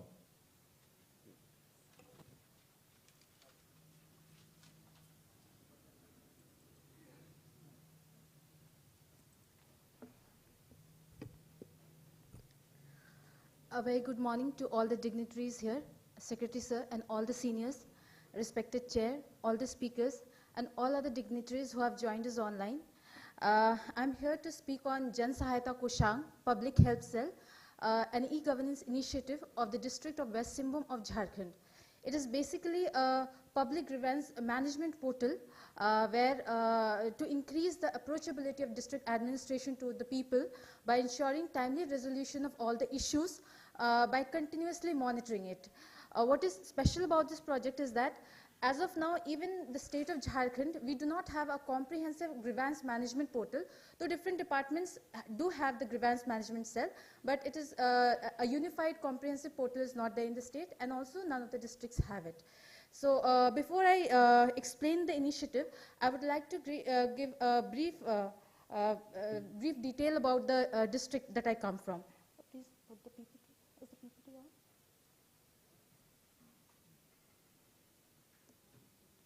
The next slide. Yes. West Simbhum is the largest district in the state of Jharkhand.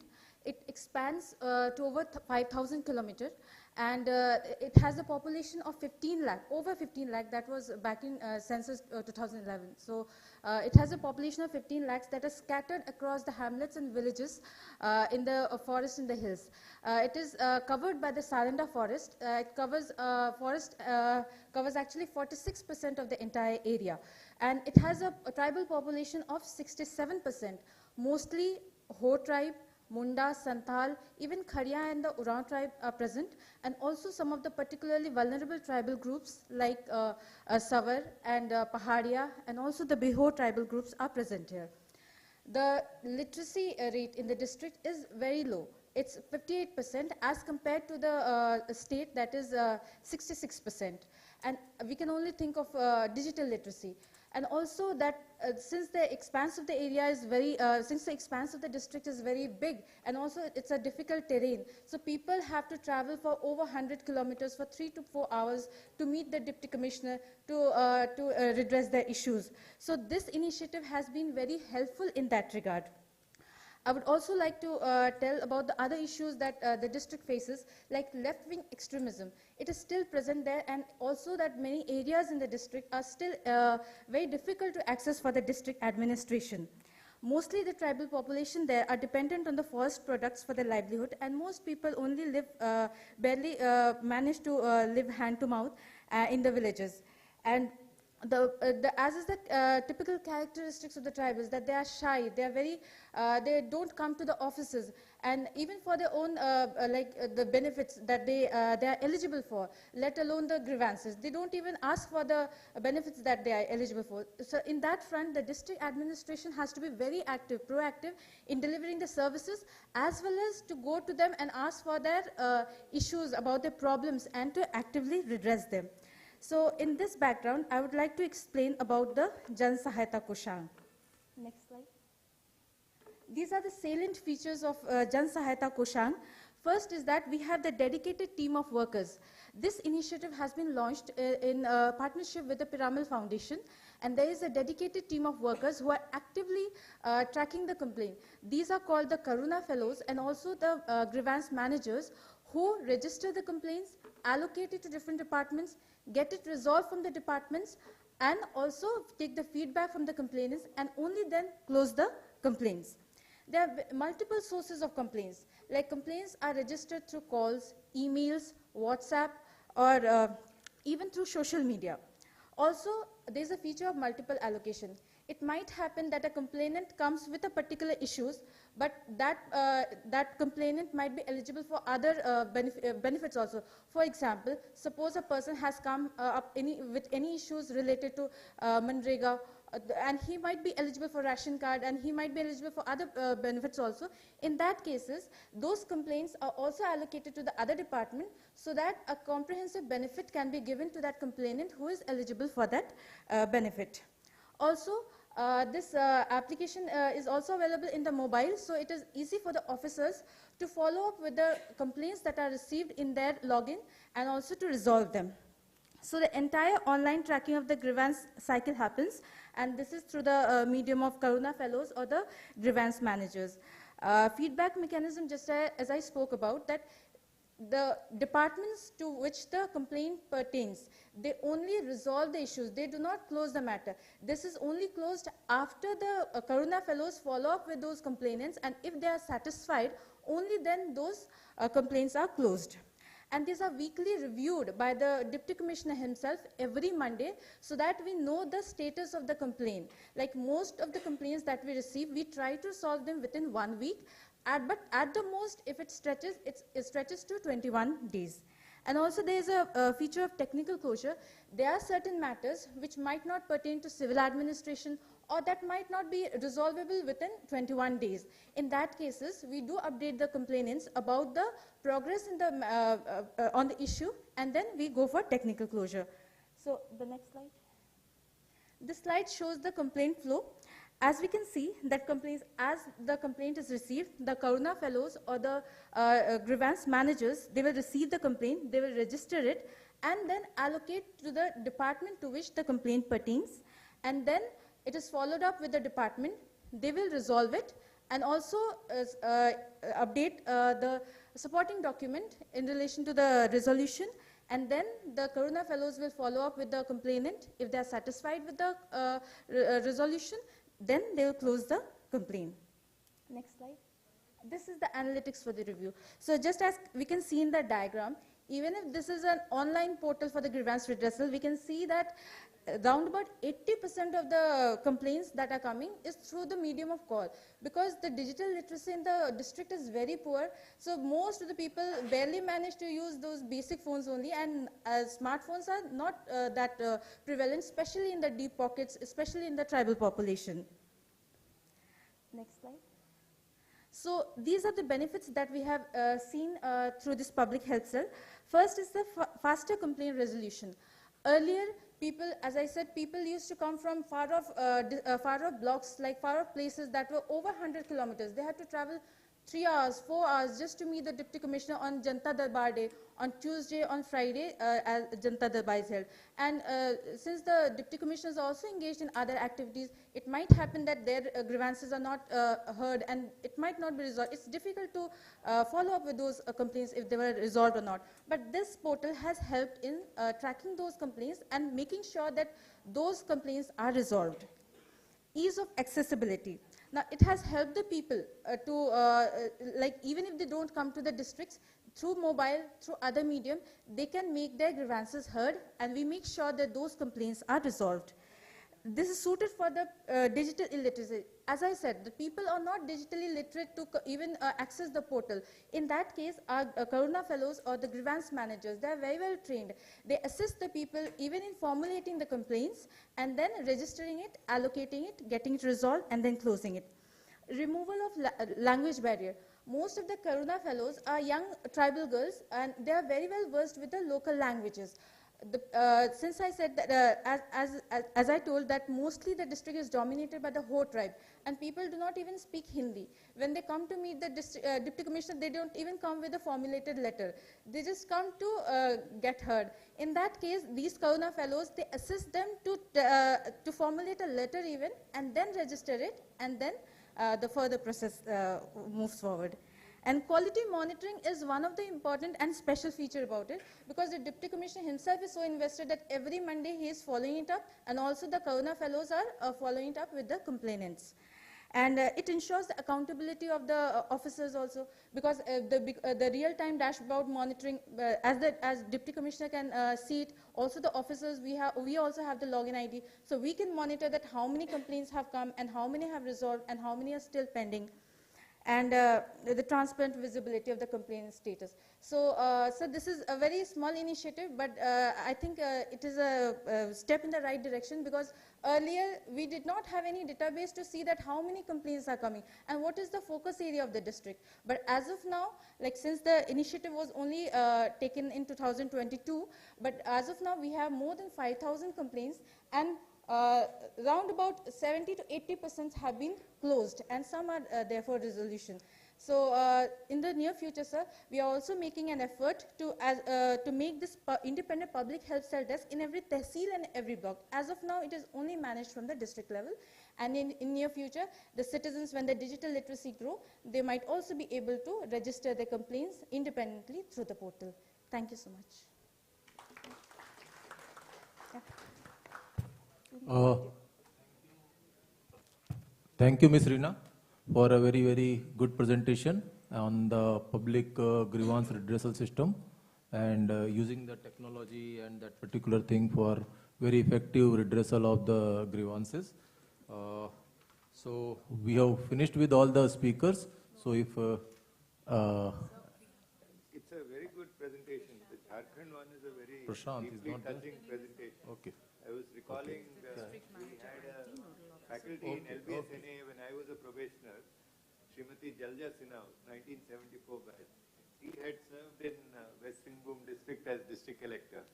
So, but a lot more can be done. Please, we would be happy to receive you in DARPG. Please visit us in Delhi, and we'll show you how modern grievance portals can be structured. It's an initiative with a lot of potential and can be replicated in all of Jharkhand. Definitely. So please convey our regards to the Chief Secretary Sahib also, and we'll take it forward. So thank you, and I'll now invite Sri Prashant Oinam, District Manager and IT Nodal Officer, PM Award 2021, Khelo India Scheme, Bishnupur. Please.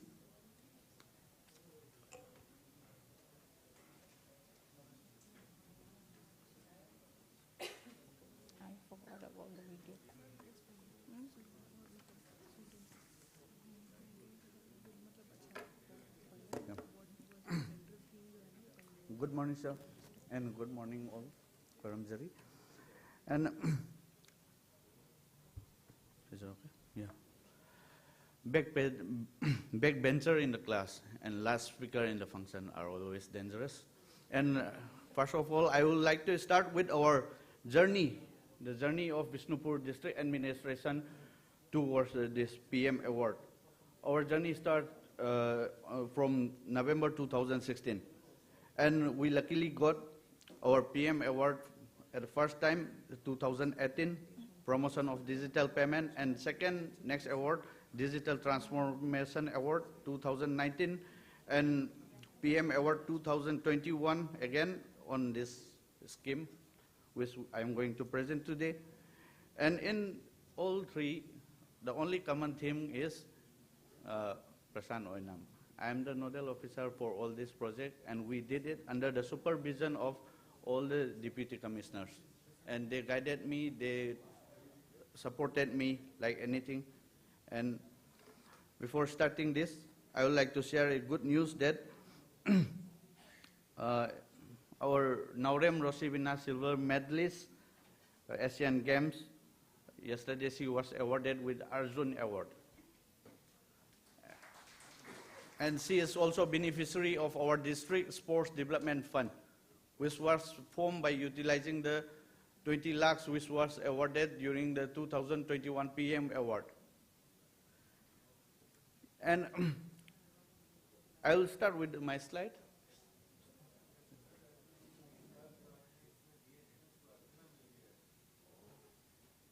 Yeah, and yeah, my name is Prashant Oinam. Again, and I'll come to the next slide.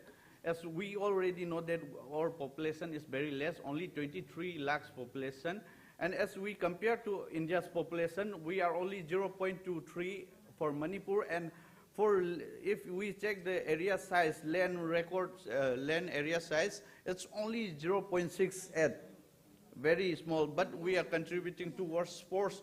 19 Olympian till now, and we Out of that, 3 of them got a medal, like Marikom, Mirabai, Nilakanta Sharma.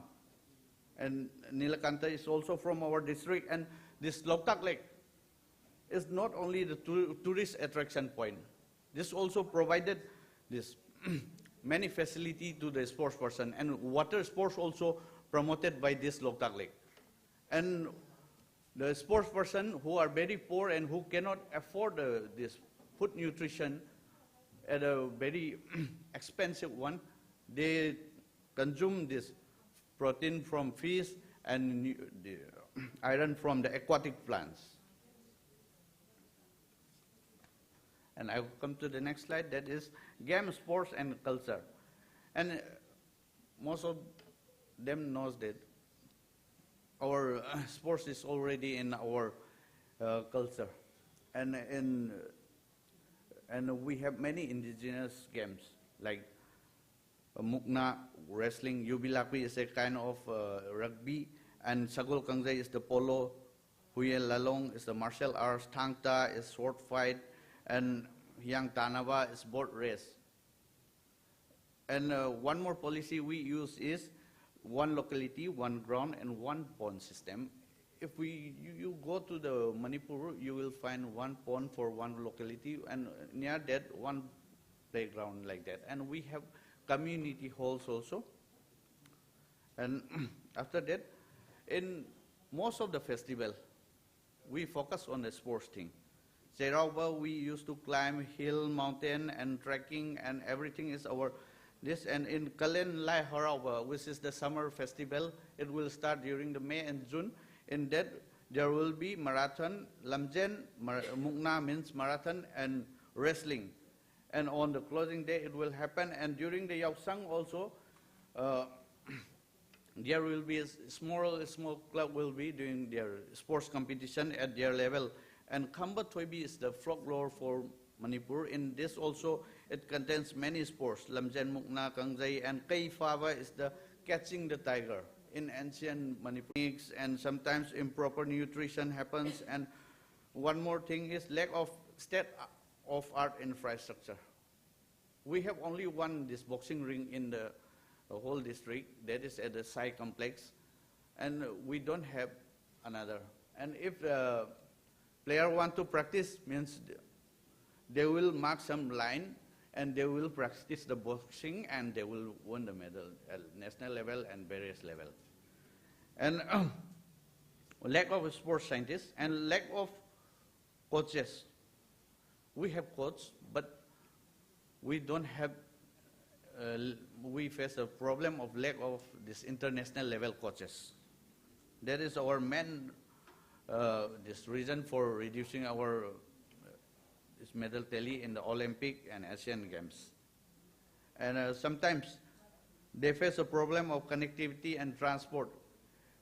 In this Manipur, due to the poverty, they face this payment of the tax, vehicle fare and something like that. And one of the example is Mirabai Olympian.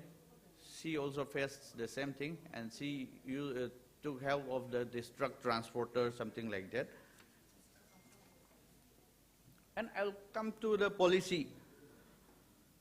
The main thing is the sports is in our culture is another thing, and we did a convergence at district level with the line departments of all.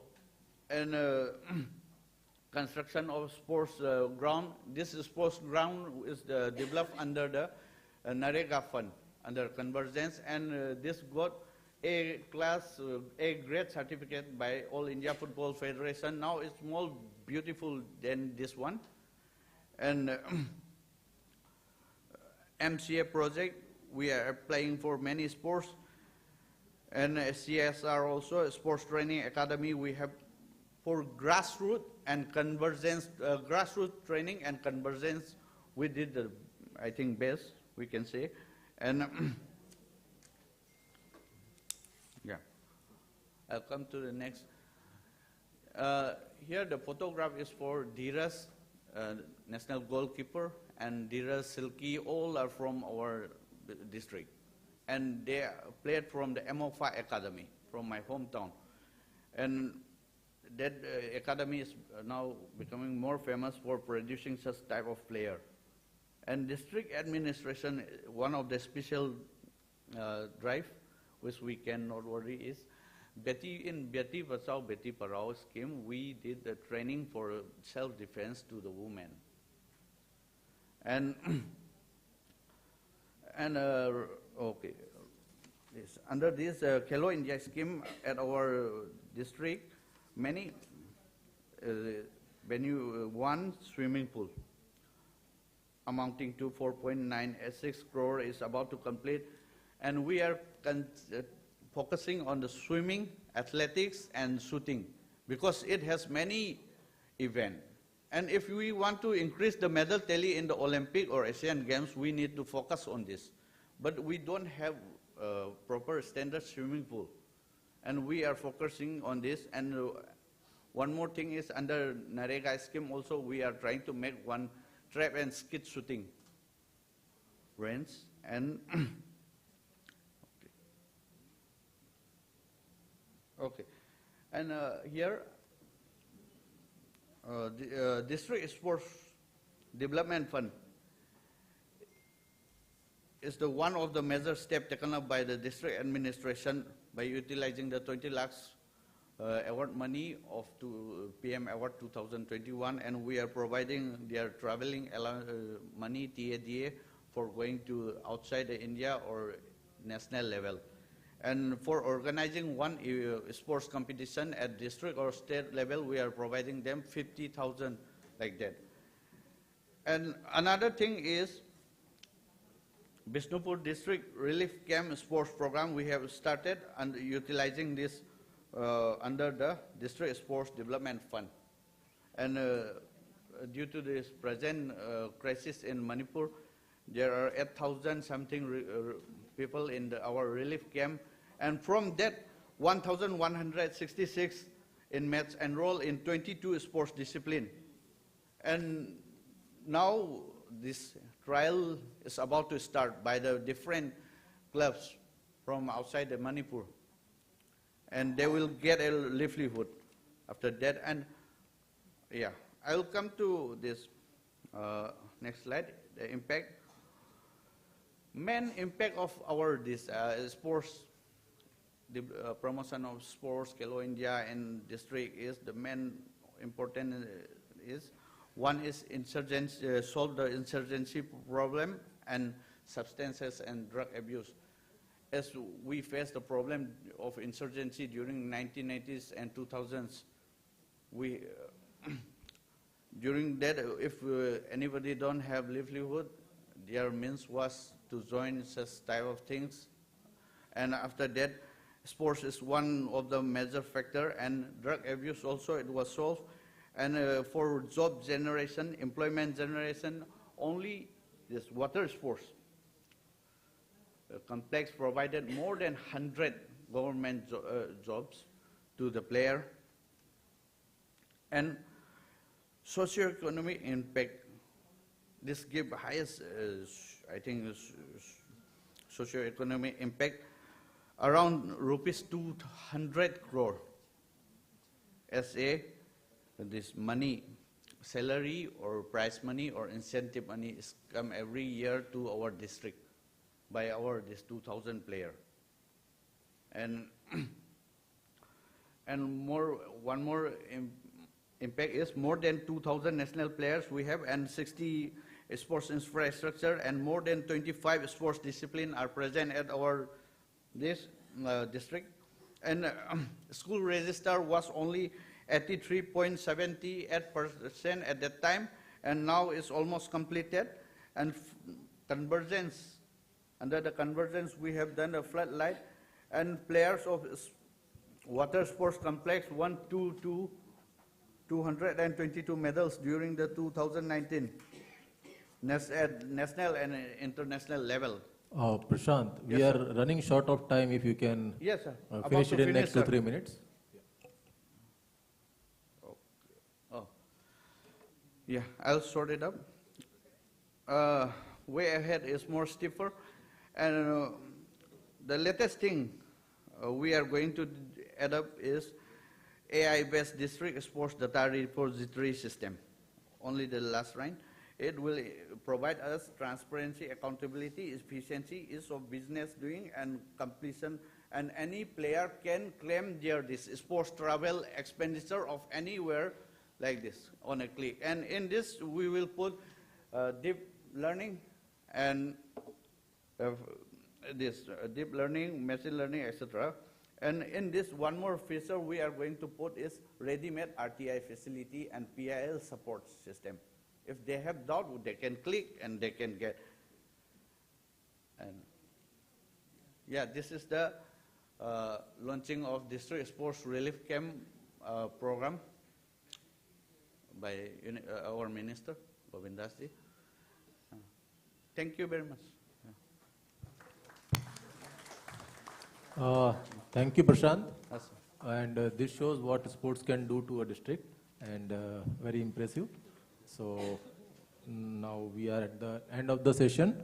I once again thank all the 4 speakers for making the presentation and giving insight into their projects, and look forward that many of people sitting here will replicate or can replicate this type of projects in their own field. Thank you so much. Our sincere thanks to all the participants for this comprehensive deep dive on e-governance awarded initiatives 2022, district level initiatives in e-governance. Ladies and gentlemen, we would now like to felicitate our esteemed guests on the dais. First, we would like to felicitate Shri Avinash Joshi, Additional Chief Secretary, Health and Family Welfare and GAD. I would request Mitali Lohkar, Deputy Secretary, ARTPPG, to kindly do the honors. Thank you. We would now felicitate Shri Gaurav Benal, ex-CEO, Bhopal Smart City Development Corporation Limited, Madhya Pradesh. I would request Kashmiri Setia, Section Officer, ARTPPG, to kindly do the honors.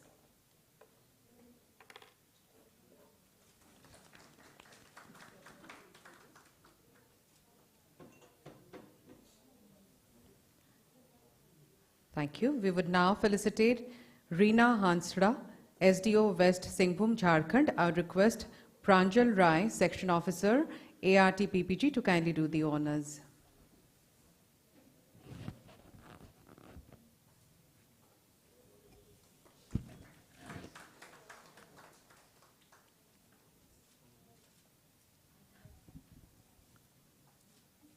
Thank you. We would now felicitate Shruti Raj Lakshmi, ADM, District Administration, West Singhbhum, Jharkhand. I would request Sangeeta Borua, Section Officer, ARTPPG, to kindly do the honors.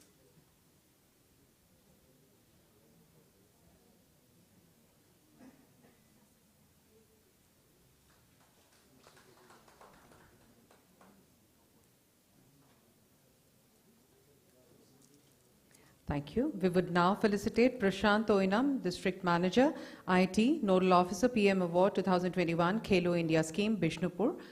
I would request Girijananda Goswami, Section Officer, ARTPPG, to kindly do the honors.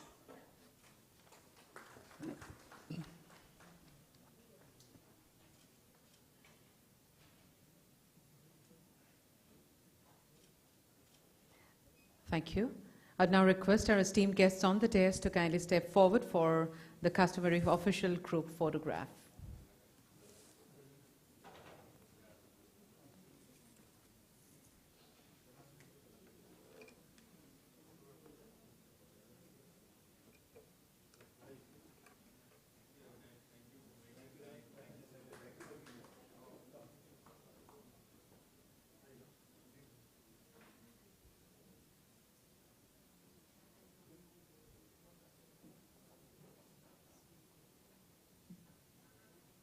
Thank you all once again.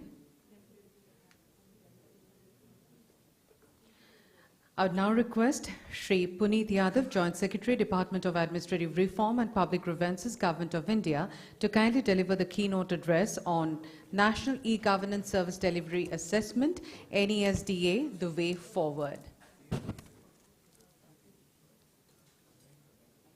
On to you, sir.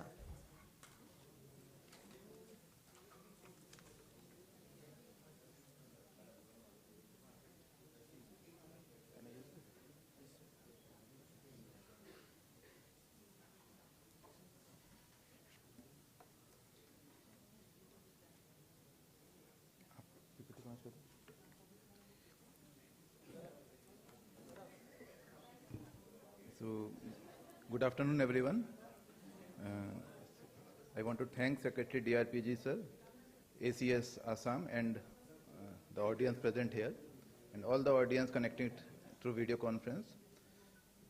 I'll be presenting a session, a PPT on service delivery excellence to NESDA way forward. As you all know, NESDA is a flagship program, e-governance initiatives of DARPG. So when we talk of NESDA way forward, which was launched somewhere around February, March 2023, it is essential we also discuss about the progress made in the NESDA, which started in 2019. So background of the NESDA is, this is a framework. Basically, this is sort of a scheme, a monitoring framework, in we assess the service delivery of the e-governance at the state level, district level, UT level, and the ministries of Government of India. The focus here is on the quantity and quality. So when we started in 2019, it was the number of the schemes which we were basically monitoring. We also tried to inculcate and incorporate a few parameters, few indexes, the level of services, what should be monitored. So these, we built a framework for this.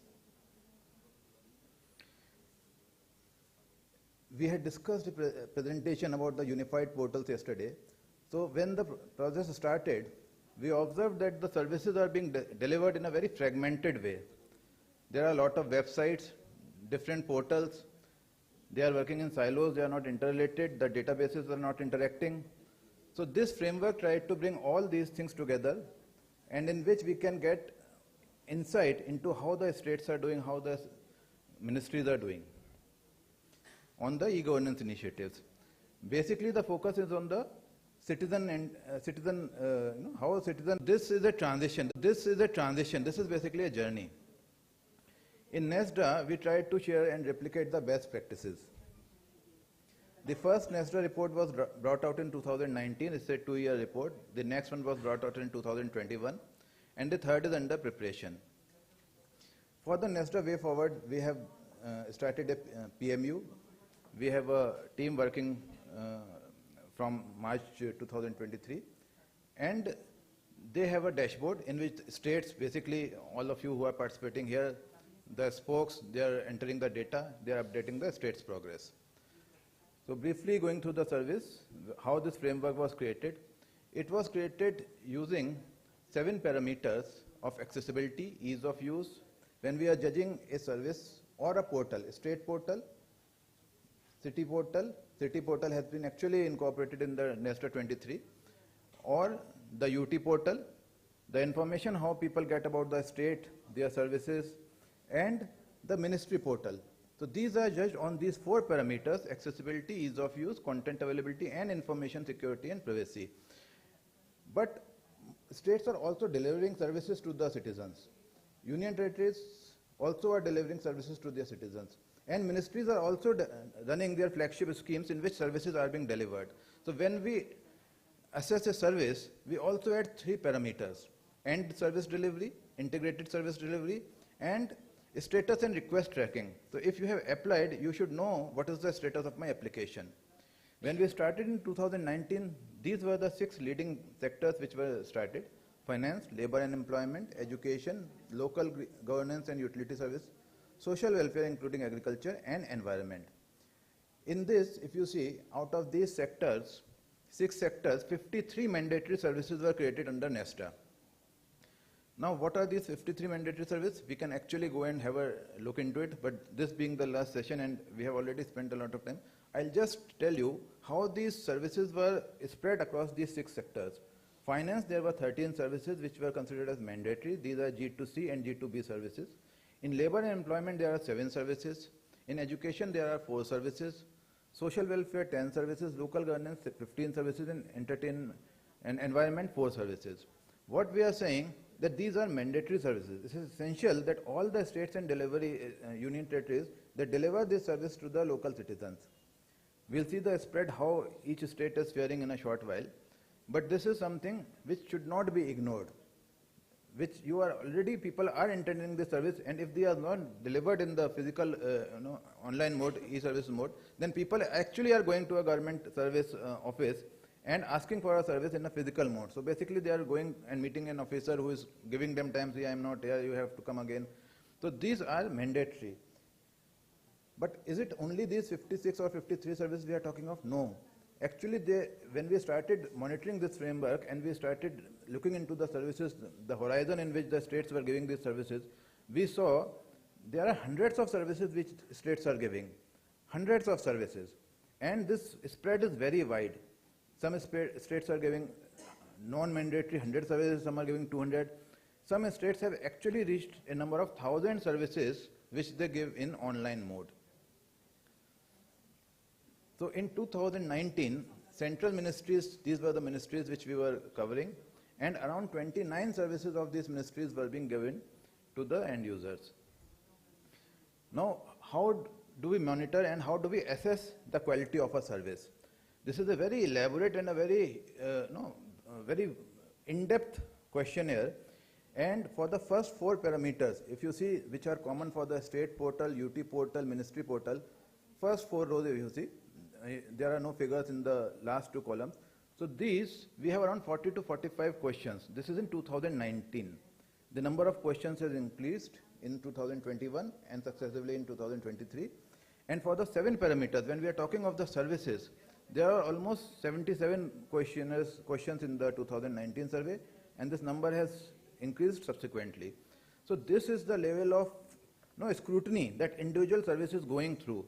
Now what it is entailing, that each state, when we discuss with them, we ask them what is the progress, whether you have this component of the service, whether your system is secure or not, whether the banks are integrated securely.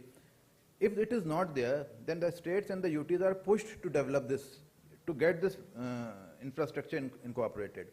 So basically, we are talking of improving the quality and the quantity of services. Now 2021, it is a basically leap from the 2019, it is a qualitative and quantitative leap. If you see from the number of sectors, we had mentioned 6 sectors to begin with. In 2021, we added 3 new sectors: tourism, public procurement, and home and security. And in this, some of the services, basically it is a review thing, refinement process. From the 53, we removed 5 services which were not so much in need, and we added 8 new services. So in 2021, 56 services were monitored on a same very stringent and elaborate framework. Coming to the central ministries, again we added 2 services, basically 4 services under 2 sectors, home security and public procurement. These were the ministries which were onboarded in the process, along with the previously ministries which were giving these services. So the transition from 2019 NESDA to 2021 is, firstly, the number of services increased. In 2019, cumulative, we were offering 872 services to the citizens as mandatory services. If you multiply 36 states and UTs with around 53 services, the number will be 2,000. So out of 2,000 or maybe 1,900, we were offering 872. So the saturation level was 48%. Coming to 2021, we were offering around 1,400 mandatory services. So that is a saturation of 69%. As a part of this journey, we also have citizen surveys in which 74% of the citizens express their satisfaction level with the services. Moving from 19 to 21, the important factor which we discovered is that earlier the services were fragmented. People were going from one portal to another portal. We tried to introduce and we tried to support. So it is not, introduce is not the right word, they were there, but we tried to promote these integrated unified portal. So good practices were shared. If one state was delivering a good practice, it was brought to the notice of others. Let's see, this is how these services can be delivered in a unified mode. This presentation was discussed yesterday also. And on the whole, we saw between 2019 and 21, there was a significant improvement across all sectors. So almost all states benefited, They increased the number of services in all sectors, all union territories benefited. They improved their service deliveries, and the ministries also improved their number of services. So after this report, we had two options. Either we could have waited for the 2023 report, or we could have, in the meanwhile, used this intervening 1.5 years to support the states, the union territories, and the ministries to further refine their processes and their service delivery. This is what we did. On the front of mandatory services, as I said, that 56 into 36 could be around 2,000 services. Total e-services also we prompted that they can be increased. We also observed there was a wide variation across states and UTs. So there were states which were at the forefront, there were states which were lagging behind. There was an urgent requirement to push the states which were actually lagging behind. There was an intense sectoral variation, which we will see now. Because if you see in the earlier phases, we were not doing this much of granular study.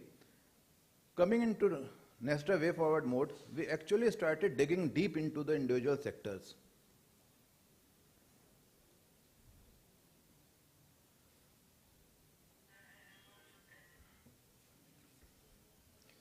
So objective, as you can read here, basically saturation of e-services. When we are saying 56 mandatory service, objective is all the states should reach 100% saturation level. The next important component was promotion of suo motu and faceless service. It should not happen that a user gets part of the service in online mode and the part of the service is being delivered in physical mode. Suo motu service, as we discussed yesterday also, if you join service, let's say at the age of 32, then the system should calculate that, yes, this is his retirement year, the paper should be ready. So there are services which can get activated in suo motu mode. This is where we are actually trying to move forward. Sir, right, sir. Okay, sir. So this is the portal on which we are monitoring, and you have basically two-pronged approach. Monthly we were talking to all the states and RTS commissioners. So this is how the progress looks like. We started with the, if you see the color variation, a lot of states have reached the mandatory 56 service status. The shade on the northeastern side and the eastern side is slightly lighter, which we need to actually focus on. In the total services portal also, the variation is across, let's say, 1,000 to less than 100 services. These are the 9 reports which have come out between March and November. This is the sectoral variation. None of the sectors has reached 100% saturation level of all 36 states and UTs being able to deliver the services. In case of some UTs and states, you say 100% saturation level. Some states are in the single digits. This we have discussed yesterday. Best practices were shared with all the participants in all the states on a monthly basis. And as I said, that way ahead, this is a journey well done under the leadership of our Secretary DRPG. It started under his leadership in 2019, and but we have to focus on the areas which are still lagging behind. And the quality of the service, again, it remains a challenge. We have been able to improve quite a bit of, on individual scale, we talked of 77 questions. Most of the services we are reaching 60, 65 or 70 years, but we need to reach 100% satisfaction level and 100% efficiency on each of those factors. And the focus has to be the end user experience. Thank you.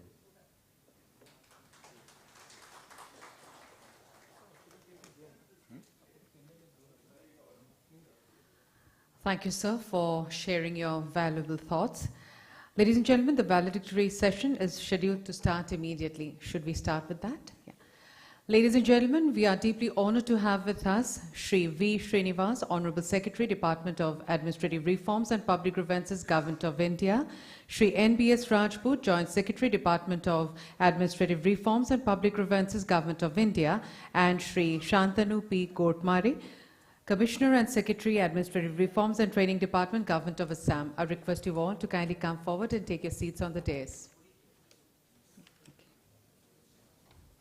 I would also request Shri Puneet Yadav, Joint Secretary, Department of Administrative Reform and Public Grievances, Govt of India, to kindly come forward and take a seat on the dais, please. Namaskar. Ladies and gentlemen, on behalf of the Department of Administrative Reform and Public Grievances, Government of India and the Government of Assam, I would like to extend a warm welcome to you all to the valedictory session of the Regional Conference on E-Governance. I would now request Shri V. Srinivas, Honorable Secretary, DARPG, Government of India, to kindly deliver the valedictory speech, please. So let me thank the Government of Assam for hosting us for 2 days. My gratitude to the Honorable Chief Minister for accepting the request of DARPG. Our gratitude to the Chief Secretary, Shri Pavan Borthakurji, for participating in the inaugural session, also for the cultural evening, and again to the Secretary, ARPG, Government of Assam, Shri Shantanu Gotmareji, for all the support that he has extended, his entire team of officers, the Director of the Assam Administrative Staff College, Srimati Gogoi, then the Joint Secretary, I see Ms. Mitali is here, and a whole lot of other officers whom I see. The team, if you can come up, we'd like to give you an applause for the Government of Assam, please. A heartfelt gratitude to each of you.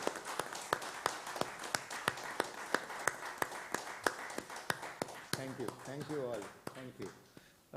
Then for the team DRPG, Mr. Rajput has been at the forefront of conducting regional conferences, and this was one of the most comprehensive regional conferences that we've had. So Joint Secretary Shri NBS Rajputji, Shri Puneet Yadavji, then we have behind the scenes Director of Documentation and Dissemination, Shri Sardendu Pandey, Shri Santosh Kumar, Shri Sanjeev Srivastav, and any other officer who has come? Vidush has also come from DRPG. One big cheer for the team DRPG also, please. Please stand up, please stand up, please stand up. Yes, 1, 2, 3, 4. And last kaun hai? Vidush kahan hai? Acha, good. Okay, all congratulations to each of you. Then let me thank all the speakers. We had 25 speakers in this regional conference, and I was particularly impressed by the Jharkhand presentation, and of course the e-office session I found was very engrossing. We also had 6 district collectors of Government of Assam who participated in the session, and it's always a great pleasure to listen to each of these highly inspired speakers who've contributed immensely. 2 keynote addresses we've had, one on the activities of IIPA in Northeastern region and one on the National E-Services Delivery Assessment. And of course the inaugural session, which was chaired by the Honorable Governor of Assam, Shri Gulabchand Kataria ji, and the Honorable Minister of State for Personnel, Public Grievances and Pensions, Dr. Jiten Singh ji, who took time out from a very busy schedule. He was actually in Jammu and flew down from Jammu to Delhi and then Delhi to Guwahati and then rushed back again to Delhi. So it took him a huge amount of effort for that half an hour that he could spend with us and address us. And in addition to, of course, interacting with the delegates. So I think all in all, a lot of good takeaways as I look at this evolution of e-office in Manipur. In fact, there was one photograph of the Shillong Declaration that was the basis of the entire effort of how DRPG would conduct from 2019 to 24 the e-governance activities in northeastern states. And I noticed that each of the points in the 10-point Shillong Declaration have been rigidly followed up, and one of them was, of course, to promote the use of e-office towards paperless, towards less paper state secretariats in northeastern states and district level offices. So that agenda has been largely meted out. So we thank each one of you once again, and we look forward to engaging with you and coming back to the Northeast in near future. This is DRPG's third regional conference in Guwahati in the last 5 years, and also our second regional conference in Northeast in the last 1 year. We had one in Itanagar and one in Guwahati, and of course a national e-governance conference in Shillong that was held. And we look forward to having an e-office workshop in Mizoram in the coming days. Thank you very much. Thank you. Close Thank you, sir. Ladies and gentlemen, as a token of our respect and gratitude, Assam Administrative Staff College would like to present a memento to Shri V. Srinivas, sir. Would request you, sir, to kindly accept it on behalf of the ARPPG. I'd request Riju Gogoi, Director, AASC, to kindly come forward and present the memento, please.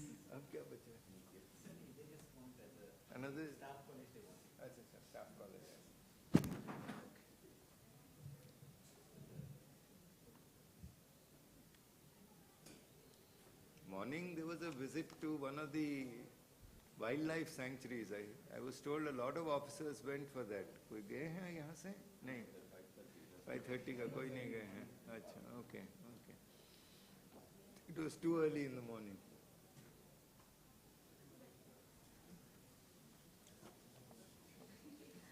So the memento will be presented by Srimati Riju Gogoi, Director, AASC.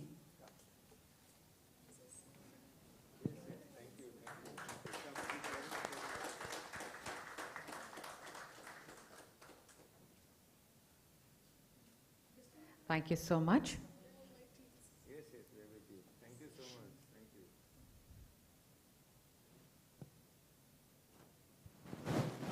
Thank you. Thank you. I now request Shri Shantanu P. Gotmari, Commissioner and Secretary, Administrative Reforms and Training Department, Government of Assam, to kindly deliver the vote of thanks. Thank you. We are at the end of this two-day regional conference on e-governance held at the Assam Administrative Staff College. And as the Secretary DARPG sir said, that it was indeed an honor for us to hold this conference co-hosted with DARPG. First and foremost, I would like to extend my gratitude to the Honorable Governor of Assam as well as the Honorable Minister who came all the way from Jammu, as well as the Honorable Governor who made time out of his busy schedule to come and inaugurate this conference.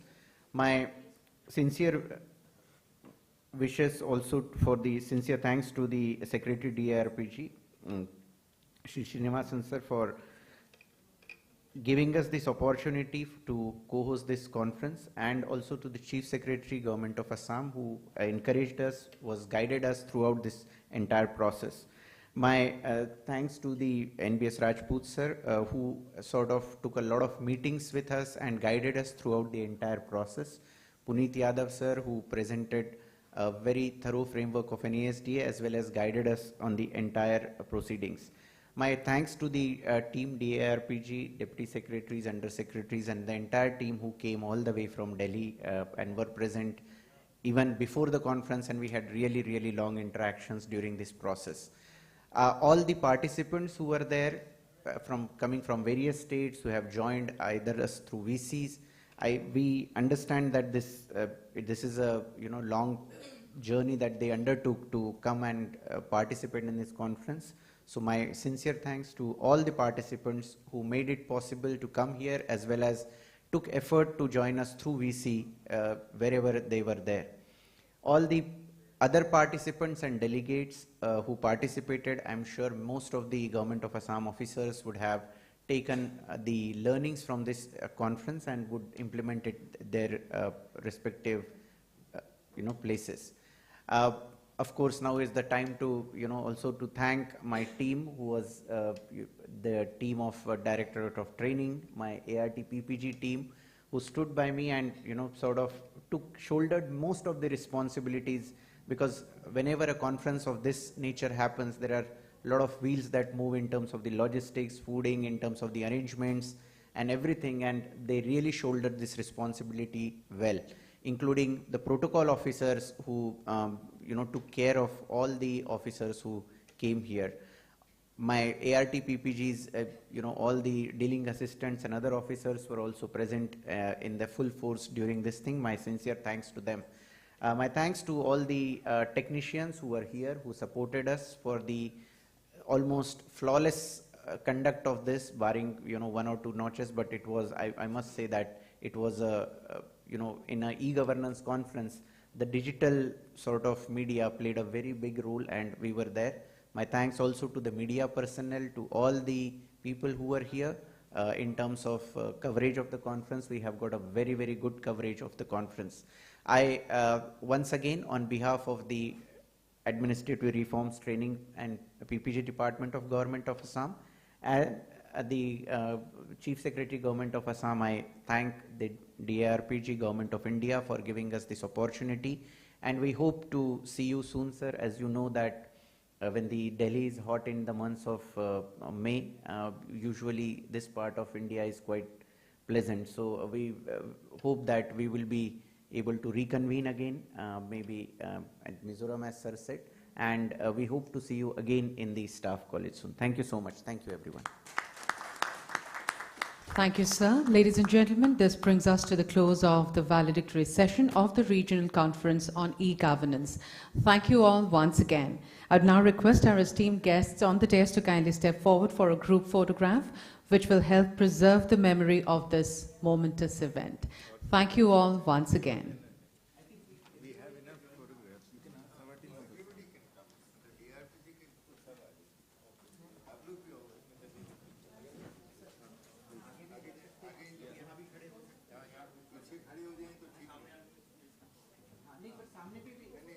कुछ लोग यहाँ पे आप लोग बैठे बाकी खड़े हो जाएं, that is easier. That is easier. जितने chairs हैं वो बैठ जाएं. हाँ, जितने chairs हैं वो बैठ जाएं. मैडम गोगोई आप बैठे. डायरेक्टर मैडम आप बैठे. Please sit down. हाँ. Yes. Okay. Okay. Come. Everybody is here. Huh? Huh.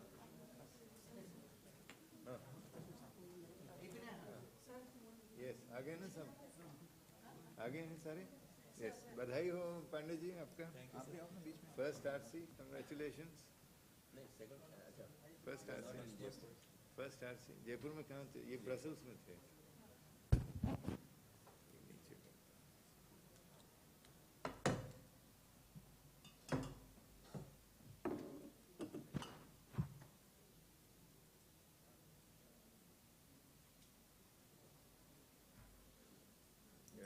Thank you. Thank you. Thank you.